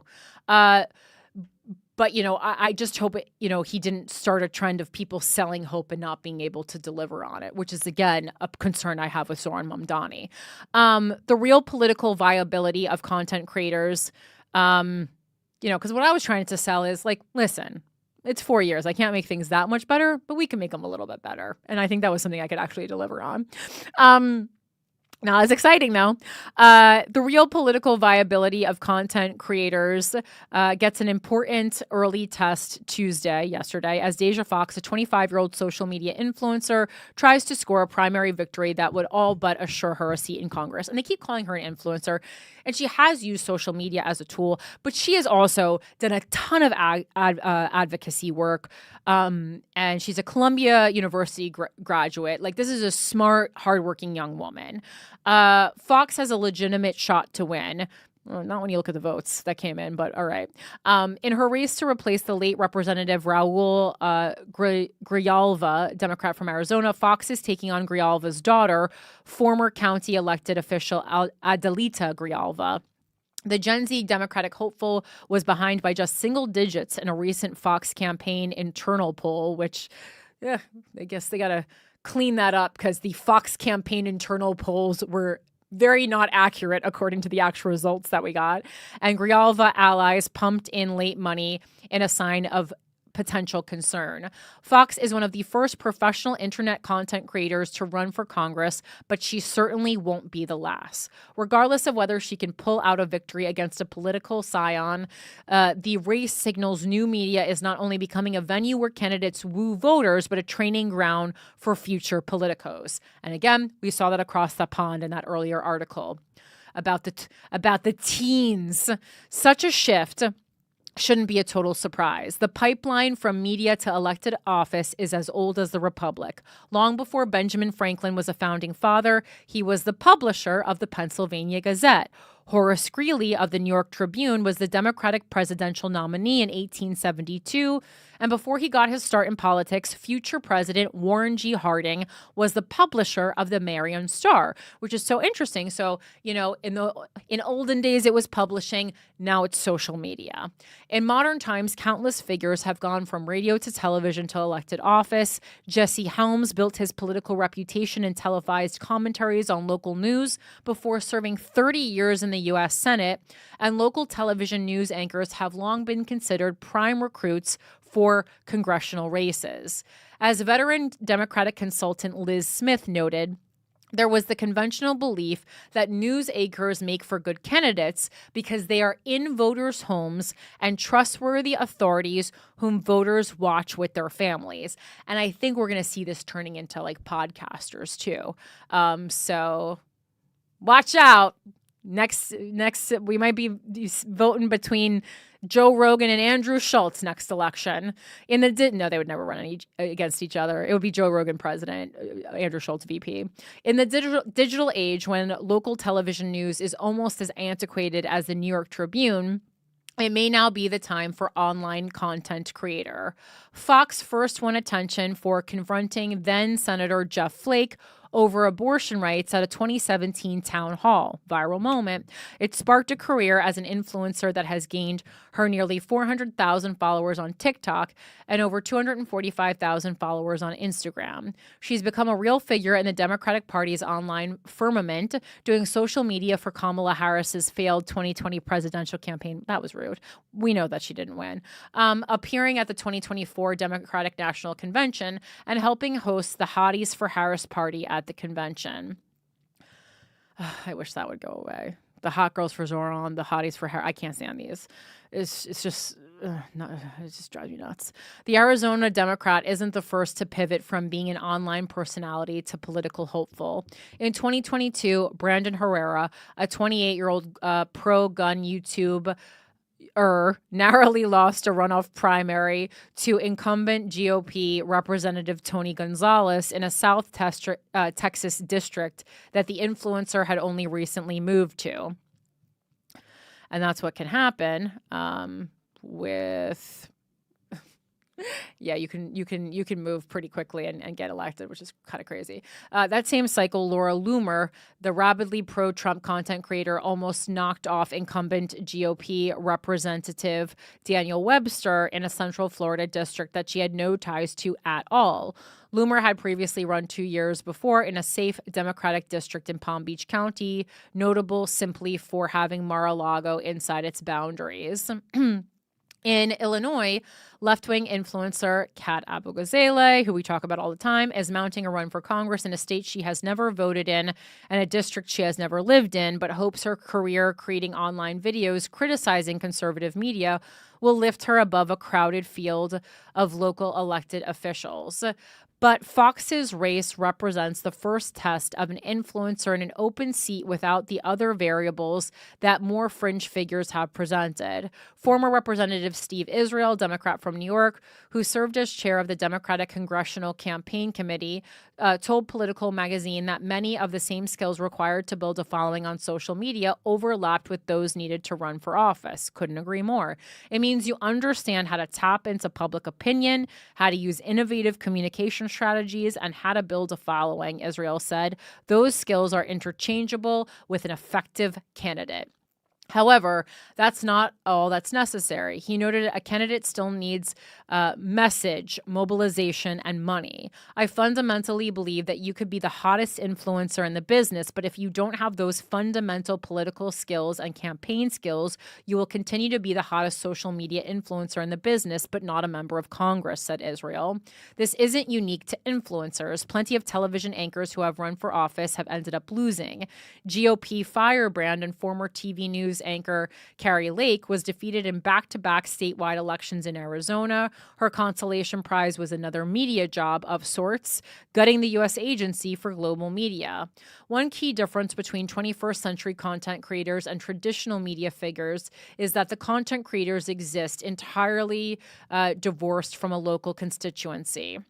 One Democratic operative who was granted anonymity because they were not authorized by their employer to speak was skeptical that parties should pursue online influencers as candidates. The operative noted that there are plenty of online creators as opposed to the limited number of local news broadcasters, and that voters had built up a long-term relationship over years, if not decades, with local news personalities. The operative added that the data suggests any electoral benefits were explicitly focused on the media markets where candidates had been on the local news. It's also possible that content creators may have more luck in low turnout races where the electorate is smaller and they can bring hyper-engaged voters to the polls. One Republican operative cited Herrera's near win in a Texas Republican primary runoff as an example.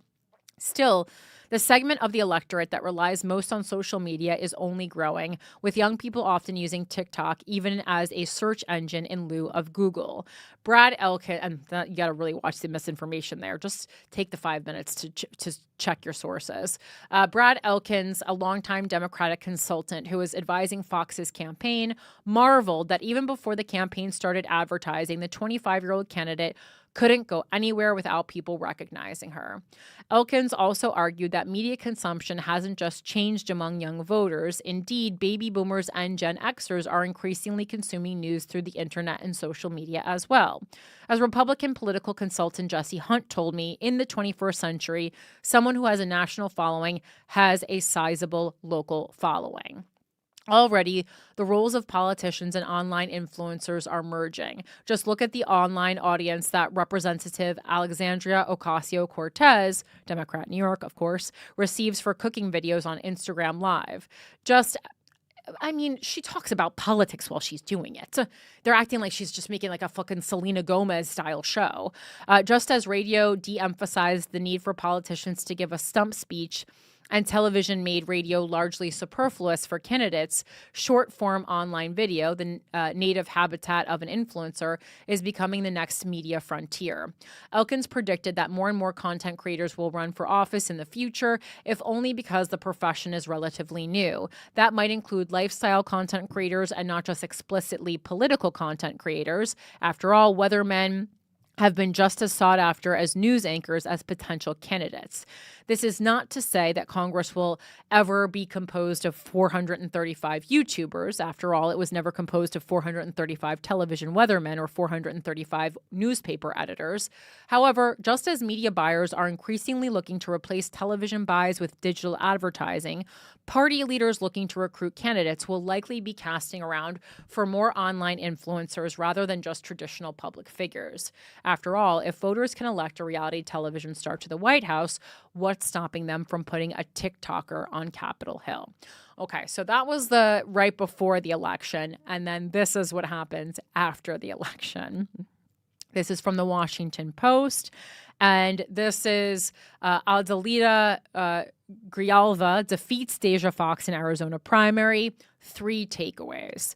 The race between Grijalva, who was running to succeed her father, which is just feels problematic, and Fox, a Gen Z content creator, because it's like, is this a kingdom?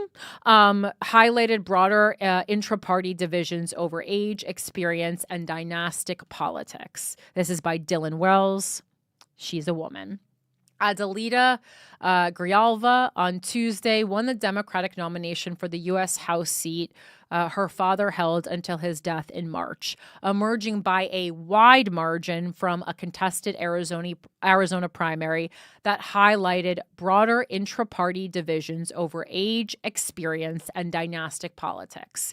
The former Pima County supervisor begins as the favorite in September's special election to succeed liberal stalwart Raul Grijalva, who died of complications from lung cancer earlier this year at age 77. Adelaida Grijalva, 54, bested 4 other contenders, the Associated Press reported, including 25-year-old Gen Z activist and content creator Deja Foxx, who ran on a platform of generational change and challenging the old guard. The race was the latest in a string of closely watched Democratic primaries this year that have offered some mixed clues about the direction of the party as it tries to rebound from devastating electoral losses in 2024. The upset win of 33-year-old Zoran Mamdani in New York's Democratic primary for mayor reflected an appetite in his race for a young liberal insurgent who garnered a large social media following. And again, Zoran didn't start with a large social media following. He gained one because he ran a good campaign. I believe I checked when I entered the race, in January, and I think at that time he was at like 40,000, which is like, it's certainly something, especially compared to the other candidates who had done no work on social media. So like he had a footprint there, but I mean, I think he's at like fucking 4 million. Like he's like, every time I look, it's like a million more. It's like crazy. The primaries for governor in New Jersey and Virginia were awarded a pair of centrist Democratic women, and a longtime aide to Representative Jerry Connolly, Democrat Virginia, won the special election primary to succeed him. Connolly died in office in May. Grijalva, who until recently served on the Pima County Governing Board, was long seen as the frontrunner to replace her father. With nearly 65% of the vote tallied, Grijalva had 62% of the vote, well ahead of Fox, who sat at nearly 21%. Which still getting 21, I don't want to for running the first time at 25 years old to get 21% of the vote is great, but it wasn't close, right? She is now the heavy favorite to win against Republican nominee Daniel Gutierrez this fall, given the district's heavy Democratic tilt, and would become the first Latina to represent Arizona in Congress. This is a victory not for me, but for our community and the progressive movement my dad started in southern Arizona more than 50 years ago, Grijalva said in a statement late Tuesday night. Unlike some other races, the Arizona contest was less about ideological divisions than generational ones. Grijalva and Fox both ran on left-leaning platforms with Senators Bernie Sanders and Representative Alexandria Ocasio-Cortez backing the former and Gen Z activist David Hogg supporting the latter. All right. Grijalva ran on a promise of building on her father's legacy, while her critics and opponents, including Fox, suggested that a seat in Congress should not be inherited. I agree with that. Daniel Hernandez, 35, a former state house member who, as a congressional intern, helped save the life of his boss, then Representative Gabby Giffords, Democrat, Arizona, following a deadly mass shooting, also ran in the Democratic race. Here are some takeaways from the outcome. The Mamdani sequel that wasn't, and we're going to hear a lot of this. Everything's going to be compared to Mamdani from here on in. Fox, who had appeared to gain a bit of momentum in recent weeks, left some Democrats wondering if she could pull off a surprise win like Mamdani. But the anti-establishment message that Mamdani deployed in New York was harder for Grijalva's opponents to replicate, given her support from many of the same liberal groups and leaders who backed Mamdani, and the fact that she had not held prior federal office. And also, and this is part of the reason I ran for mayor of New York City is special with the mayor's race in that we are kind of open to odd choices sometimes, and we're open to characters here, you know? Characters welcome. Was that the slogan for TBS? And while Grijalva has a famous political last name like former New York Governor Andrew M. Cuomo, who resigned as governor in disgrace in 2020, we know, Grijalva lacks his baggage. The Grijalva name is legendary in the sprawling district that includes parts of Tucson and the borderlands, an advantage that political strategists say made Grijalva hard to beat, particularly in an off-cycle special election, because we have even less people voting. Fox's showing reflects the power of social and new media and some of its limits. Fox exceeded the expectations of some Democratic strategists, on pace to finish in a distant second place over a well-known former state legislator, with her fundraising numbers and her ability to mobilize supporters online. And she got a lot of articles written about her, too. And her campaign was an early test of whether influencers and content creators tasked with helping other Democrats reach younger voters could run winning campaigns of their own. Despite her loss, Democrats are looking to her non-traditional use of her large social media platform to directly communicate with voters and fundraise as the party struggles to keep pace with the GOP online.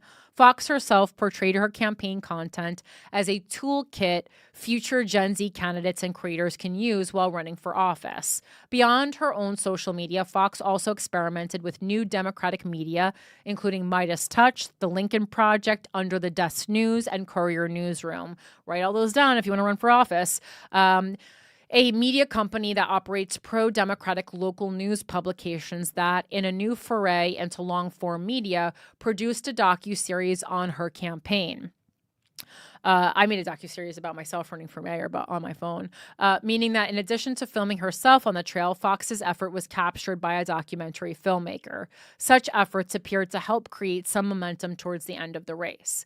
But it was ultimately no match for the more traditional tactics that Grijalva used successfully in the campaign and the coalition she built. Grijalva won the endorsements of a broad spectrum of political leaders, including both of Arizona's senators, the influential group Emily's List, the Progressive Caucus, and the Working Families Party. And again, I know some people really love to pay attention to endorsements, and they really use that as a way to make their decisions. It's interesting because it's not something I ever used as a way to gauge viability as a candidate, or who I was going to vote for. But if you do, please take that with a grain of salt, and remember that everyone endorsing also has a horse in the goddamn race. And again, I'm not saying, just keep that in mind. Nothing is pure. Nothing is exactly as it seems. The machine prevails in another primary for U.S. House. The Arizona race is the second Democratic special election primary for the U.S. House this year, in which the establishment candidate closest to a former member who died in office defeated competitors running on largely similar policy platforms, but with an anti-establishment pitch. Last month, Fairfax County Supervisor James Walkinshaw won the Democratic nomination to replace Connolly, one of the 3 Democratic members of Congress who died in office this year. Okay, we also should talk about that. Like Grijalva, Walkinshaw leveraged his experience as Connolly's longtime chief of staff and endorsements from Connolly and other Democratic members of Congress.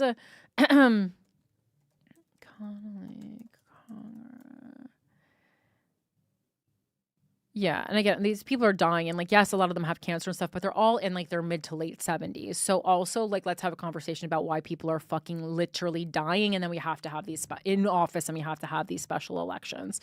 All right. Real quick, before we came into the studio, Donald Trump was announcing on social media that he was making Coca-Cola promise to use cane sugar in their soda now, the way they do in like Mexico. We use corn syrup here, FYI. And then Coca-Cola was asked for comment, and they were like, "Yeah, we didn't exactly say that." Like, they were like, "Stay tuned," to be continued. And then it's like the Gulf of Mexico. He's just taking it and making it in America. What? What? Oh no, I said it's kind of like remember he changed the Gulf of Mexico? Yeah. Yeah, now he's just taking the Gulf of America. Mexican cola and just making it. Oh, I see. Well, no, but he's not changing Mexican cola. He's changing American cola to make it like Mexican. Mm-hmm. So it's just, yeah, exactly. So he's swapping. Yeah. Okay, I get it. Good job. And Trump also stole the FIFA trophy. That was an interesting story from this week. That's the soccer trophy, which is just like, it's like, which it makes for me made it extra problematic, because it's like, oh, okay, oh, you mean the sport that the most immigrants play? I don't have stats on that. I just guessed with my eyes. I also have a list here. I don't know if you want to see this. It's a list of the ages of some members of Congress and their political affiliations. You mean like left or right? Yeah, it just shows like people in their 80s and 70s that may die soon. So it's a list of people. How many people are over 70 in Congress right now? Okay, so we've got Bernie Sanders is the oldest at 81. So we have just 2 in their 80s. We have a bunch in their 70s. Mm-hmm. We have a lot in their 70s. Who else is in their 80s? There's also Dianne Feinstein from California. Oh, of course, yeah. And actually, sorry, there's also an 89-year-old, Charles E. Grassley from Iowa. I mean, 89. That's wild. And it's also like, you want to work. I'm like, I love working. I don't know that I want to work until the day I die. Do you think there should be an age maximum? It's hard to say, because like, I don't love like age maximum. 85? I mean, it's, yeah, I mean, like, it should be lower than that. But then you look at someone like, Bernie Sanders, who at 81 just did this really incredible oligarchy, stop the oligarchy tour. And like, I don't want to stop people like that who still have it in them. There are people in the world who just age in a way that is unbeknownst to the rest of us, like, share. So I don't want to stop future shares. I think it more should be like term limits, not age limits. I think there should be term limits for everything. That's what I think, not age limits.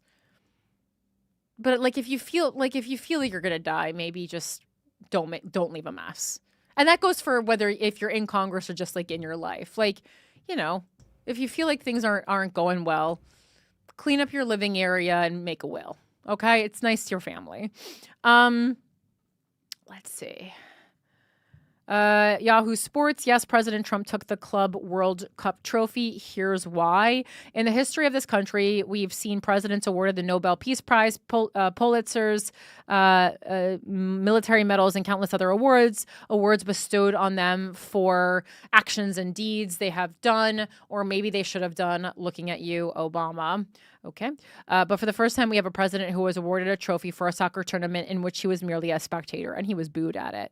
I don't want to read this 5-minute article, but I just want to get to the thing where it's just like, okay, so it turns out that Trump later said the original trophy is sitting in the Oval Office. Like, so he gave first of all, he gets booed.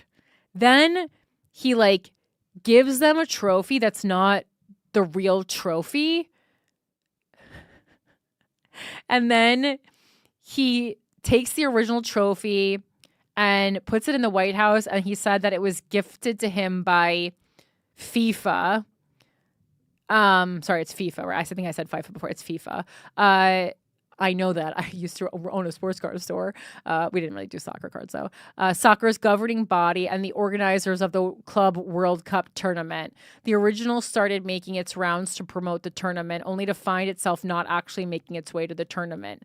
The trophy created by Tiffany & Co. was newly created for the expanded tournament. It is a 24-karat gold-plated homage to world soccer with the names of all member countries, a world map, 13 languages, and a collage of soccer moments engraved on it.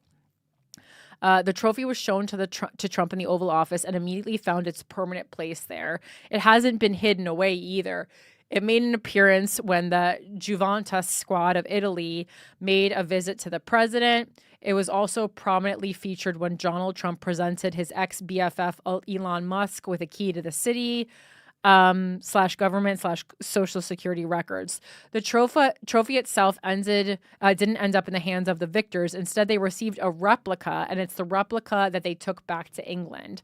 The Trump administration claims that the Club World Cup trophy was a gift from FIFA, one that Trump could keep, quote, forever.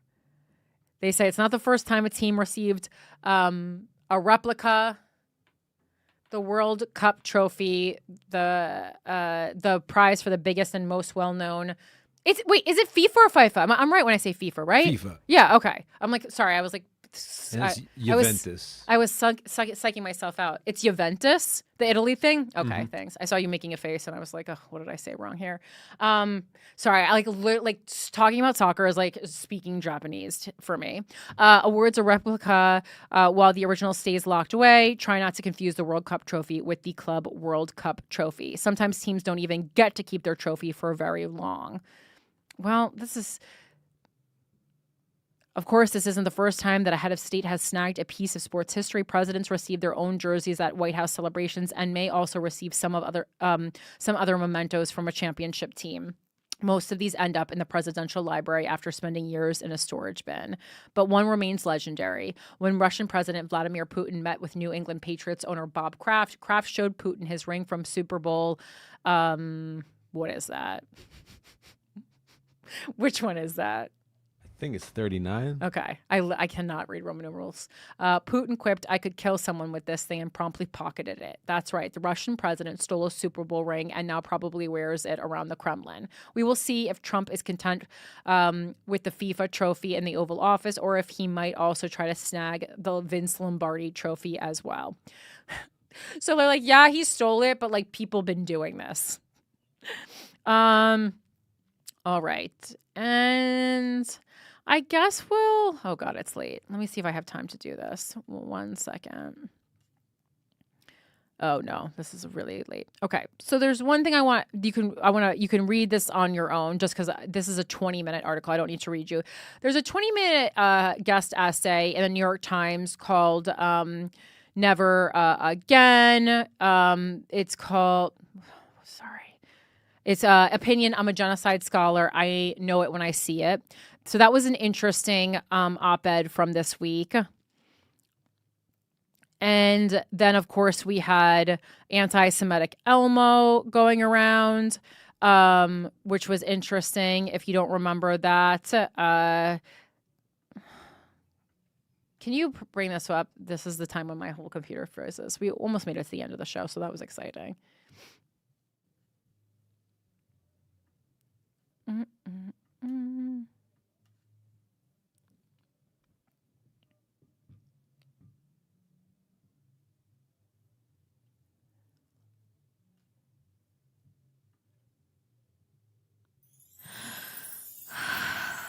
Take a deep breath. Now I just made it into a meditative moment. How long is this article? Wait, which one did you just pull up? That's the Texas one. I said anti-Semitic Elmo. Oh, and okay, 1 second. Close though. In the meantime, Greg Gutfeld was on Fox News talking about how we have to reclaim the word Nazi. Well, not me, but and he wants to reclaim Nazi as his own N-word, which is an interesting talking point that he made this week. He's a comedian in quotes though. Because I've never seen him do stand-up, declared Tuesday that conservatives need to learn from the blacks and That's how you know a problem's about to start, when someone refers to Black people as the Blacks, and remove the power from the N-word by referring to themselves as Nazis, prompting critics to call the host beneath contempt for his normalization of Nazism. During a segment on Fox News' top-rated panel show, The Five, Gutfeld and his fellow co-hosts discussed the recent immigration raid at a California cannabis farm that featured protesters confronting immigration and customs enforcement agents, griping about Democrats' violent anti-ICE rhetoric, which has become a significant talking point on the right-wing network. The frenzied raid, which saw authorities nab roughly 300 farm workers, resulted in the death of 57-year-old Jamie Alanis, described as a hardworking, innocent farmer and the sole provider for his family. Mocking a California professor who was arrested for allegedly throwing a tear gas canister back at ICE agents during the protest, co-host Lisa Montgomery, better known as Kennedy, which is sad, I know Kennedy, called for demonstrators to be sent to Alligator Alcatraz, the migrant detention camp located in the Florida swamps. Gutfeld, meanwhile, insisted the professor's actions, the educator claims he was moving the canister out from under a wheelchair when he was tackled by ICE agents, are why progressives' criticism of Republicans and the Trump administration's mass deportation efforts don't hold any water. Really fun. All right. And what does the Elmo thing say? I mean, Elmo said kill all the Jews, but his thing was hacked. Oh, I got it up. So this is from Forward, and full disclosure, this is a Jewish independent nonprofit news source. So obviously it's going to be swayed. Elmo went on an anti-Semitic tirade, and it strangely isn't the first time. This gives new meaning to the term sock puppet account. On Sunday, less than a week after X's AI rebranded itself Mecha Hitler, the account of the beloved Sesame Street monster Elmo issued these words onto the internet. Elmo says all Jews should die. Fuck Jews. Donald Trump is Netanyahu's puppet because he is in the Epstein Files. Jews control the world and need to be exterminated. And it's really of note when people use the word exterminated. Very Holocausty. The message, part of a series appearing to allude to the conspiracy theory that pedophile Jeffrey Epstein was a Mossad agent, was quickly deleted, but my memory is long. This is oddly not the first time that Elmo, or rather someone posing as him, has been caught in the middle of an anti-Semitic tirade. In 2012, a man in an Elmo costume was recorded spouting Jew hatred at New York's Central Park. Read about International Jew by Henry Ford, ranted the man. Henry Ford. Ranted the man, who it was later revealed introduced online pornography to Cambodia, leading to his deportation. If you start your own business in this city, Jews will harass you. In an irony too rich to be believed, the Central Park Elmo, a man born Danny Mark Sandler, legally changed his name to Adam Sandler sometime before his tantrum. The movie star Adam Sandler once performed a duet with the real Elmo that included no bigoted incentive. While Elmo himself appears to be innocent, it is strange that using the perennial toddler as a mouthpiece for such vitriol is something of a trend. But as many online have noted, this bizarre outburst lends some clarity to a televised assault from February 2024 when Larry David throttled Elmo during a Today Show segment. Perhaps David had heard whisperings that the Sesame Street resident had some animus towards his people. In any case, I myself feel vindicated for having insisted Elmo is the least Jewish of all Muppets. And so they're just interesting because it's just like kind of, and also like the tweet got so many likes, and so it's just interesting because, again, separate issues kind of, but I wanted to pair it with, a scholar on genocide, talking about it, because I do believe that it's a genocide happening in Gaza.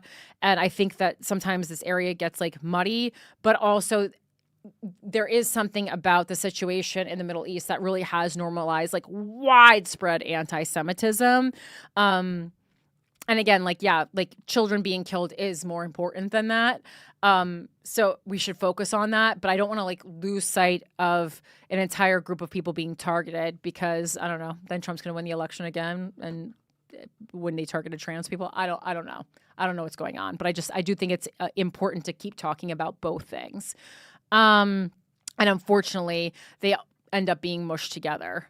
But like it is certainly in vogue to just be like, kill the Jews. And like people are like, and you're like, okay, I don't know that that's okay. Yes, you look like you want to make a comment. Oh, I thought you were like, I really want to read this genocide piece, but it's just, I feel like it's so long. And it fucking will not load. It's like so crazy.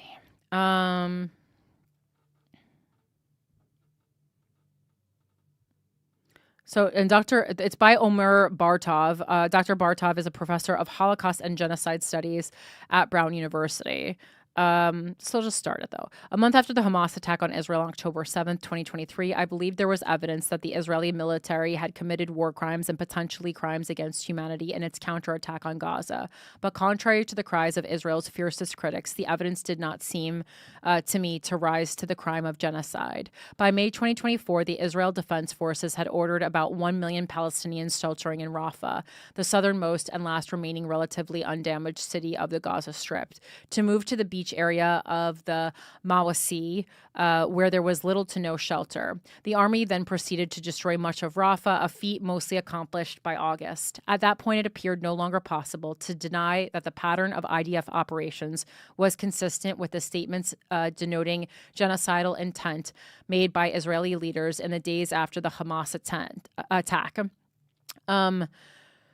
Prime Minister Benjamin Netanyahu had promised that the enemy would pay a huge price for the attack and that the IDF would turn parts of Gaza, where Hamas was operating, into rubble. And he called on the residents of Gaza to leave now because we will operate forcefully everywhere.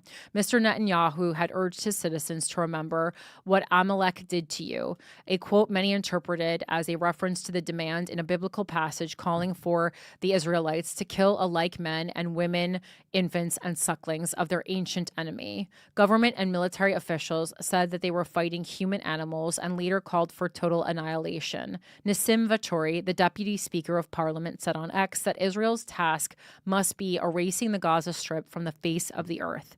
Israel's actions could be understood only as the implementation of the expressed intent to make the Gaza Strip uninhabitable for its Palestinian population. I believe the goal was and remains today to force the population to leave the Strip altogether, or, considering that it has nowhere to go, to debilitate the enclave through bombings and severe deprivation of food, clean water, sanitation, and medical aid to such an extent that it is impossible for Palestinians in Gaza to maintain or reconstitute their existence as a group. My inescapable conclusion has become that Israel is committing genocide against the Palestinian people. Having grown up in a Zionist home, lived the first half of my life in Israel, served in the IDF as a soldier and officer, and spent most of my career researching and writing on war crimes and the Holocaust, this was a painful conclusion to reach, and one that I resisted as long as I could. But I have been teaching classes on genocide for a quarter of a century. I can recognize one when I see one. This is not just my conclusion. A growing number of experts in genocide studies and international law have concluded that Israel's actions in Gaza can only be defined as genocide. So has Francesca Albanese, the UN Special Rapporteur for the West Bank and Gaza, and Amnesty International. South Africa has brought a genocide case against Israel at the International Court of Justice. The continued denial of this designation by states, international organizations, and legal and scholarly experts will cause unmitigated damage, not just to the people of Gaza and Israel, but also to the system of international law established in the wake of the horrors of the Holocaust, designed to prevent such atrocities from happening ever again. It is a threat to the very foundations of the moral order on which we all depend. And that's the first part of it. So again, it's a super long article. It would take almost a half an hour to read. But they go on to talk about the definition of genocide and how it was defined in 1948 by the United Nations as the intent to destroy in whole or in part a national ethnical racial or religious group as such. In determining what constitutes genocide, therefore, we must both establish intent and show that it is being carried out. And they go on to talk about that. So I highly recommend you taking a read on that in the New York Times. Other than that, we did a very long, juicy show for you today. I hope you enjoyed it. Thank you so much for spending a couple hours with me. I really appreciate it. Again, put your calendars, mark your calendars, October 22nd for Gash. Give me a follow on Instagram, Philanthropy Gal. Follow Without a Country, subscribe to Without a Country on YouTube. And thank you so much for supporting the show. If you want to support the show financially for as little as $6 a month, you can head over to patreon.com/withoutaCountry and become one of our cuties. Or maybe you have a little more money and you want to be a capitalist pig. Right now, Christopher Fungi is our resident dictator, so that is closed. But I really appreciate you spending time with me. Remember, the truth is in there, and I will talk to you next week. Happy honeymoon, Mike. Bye.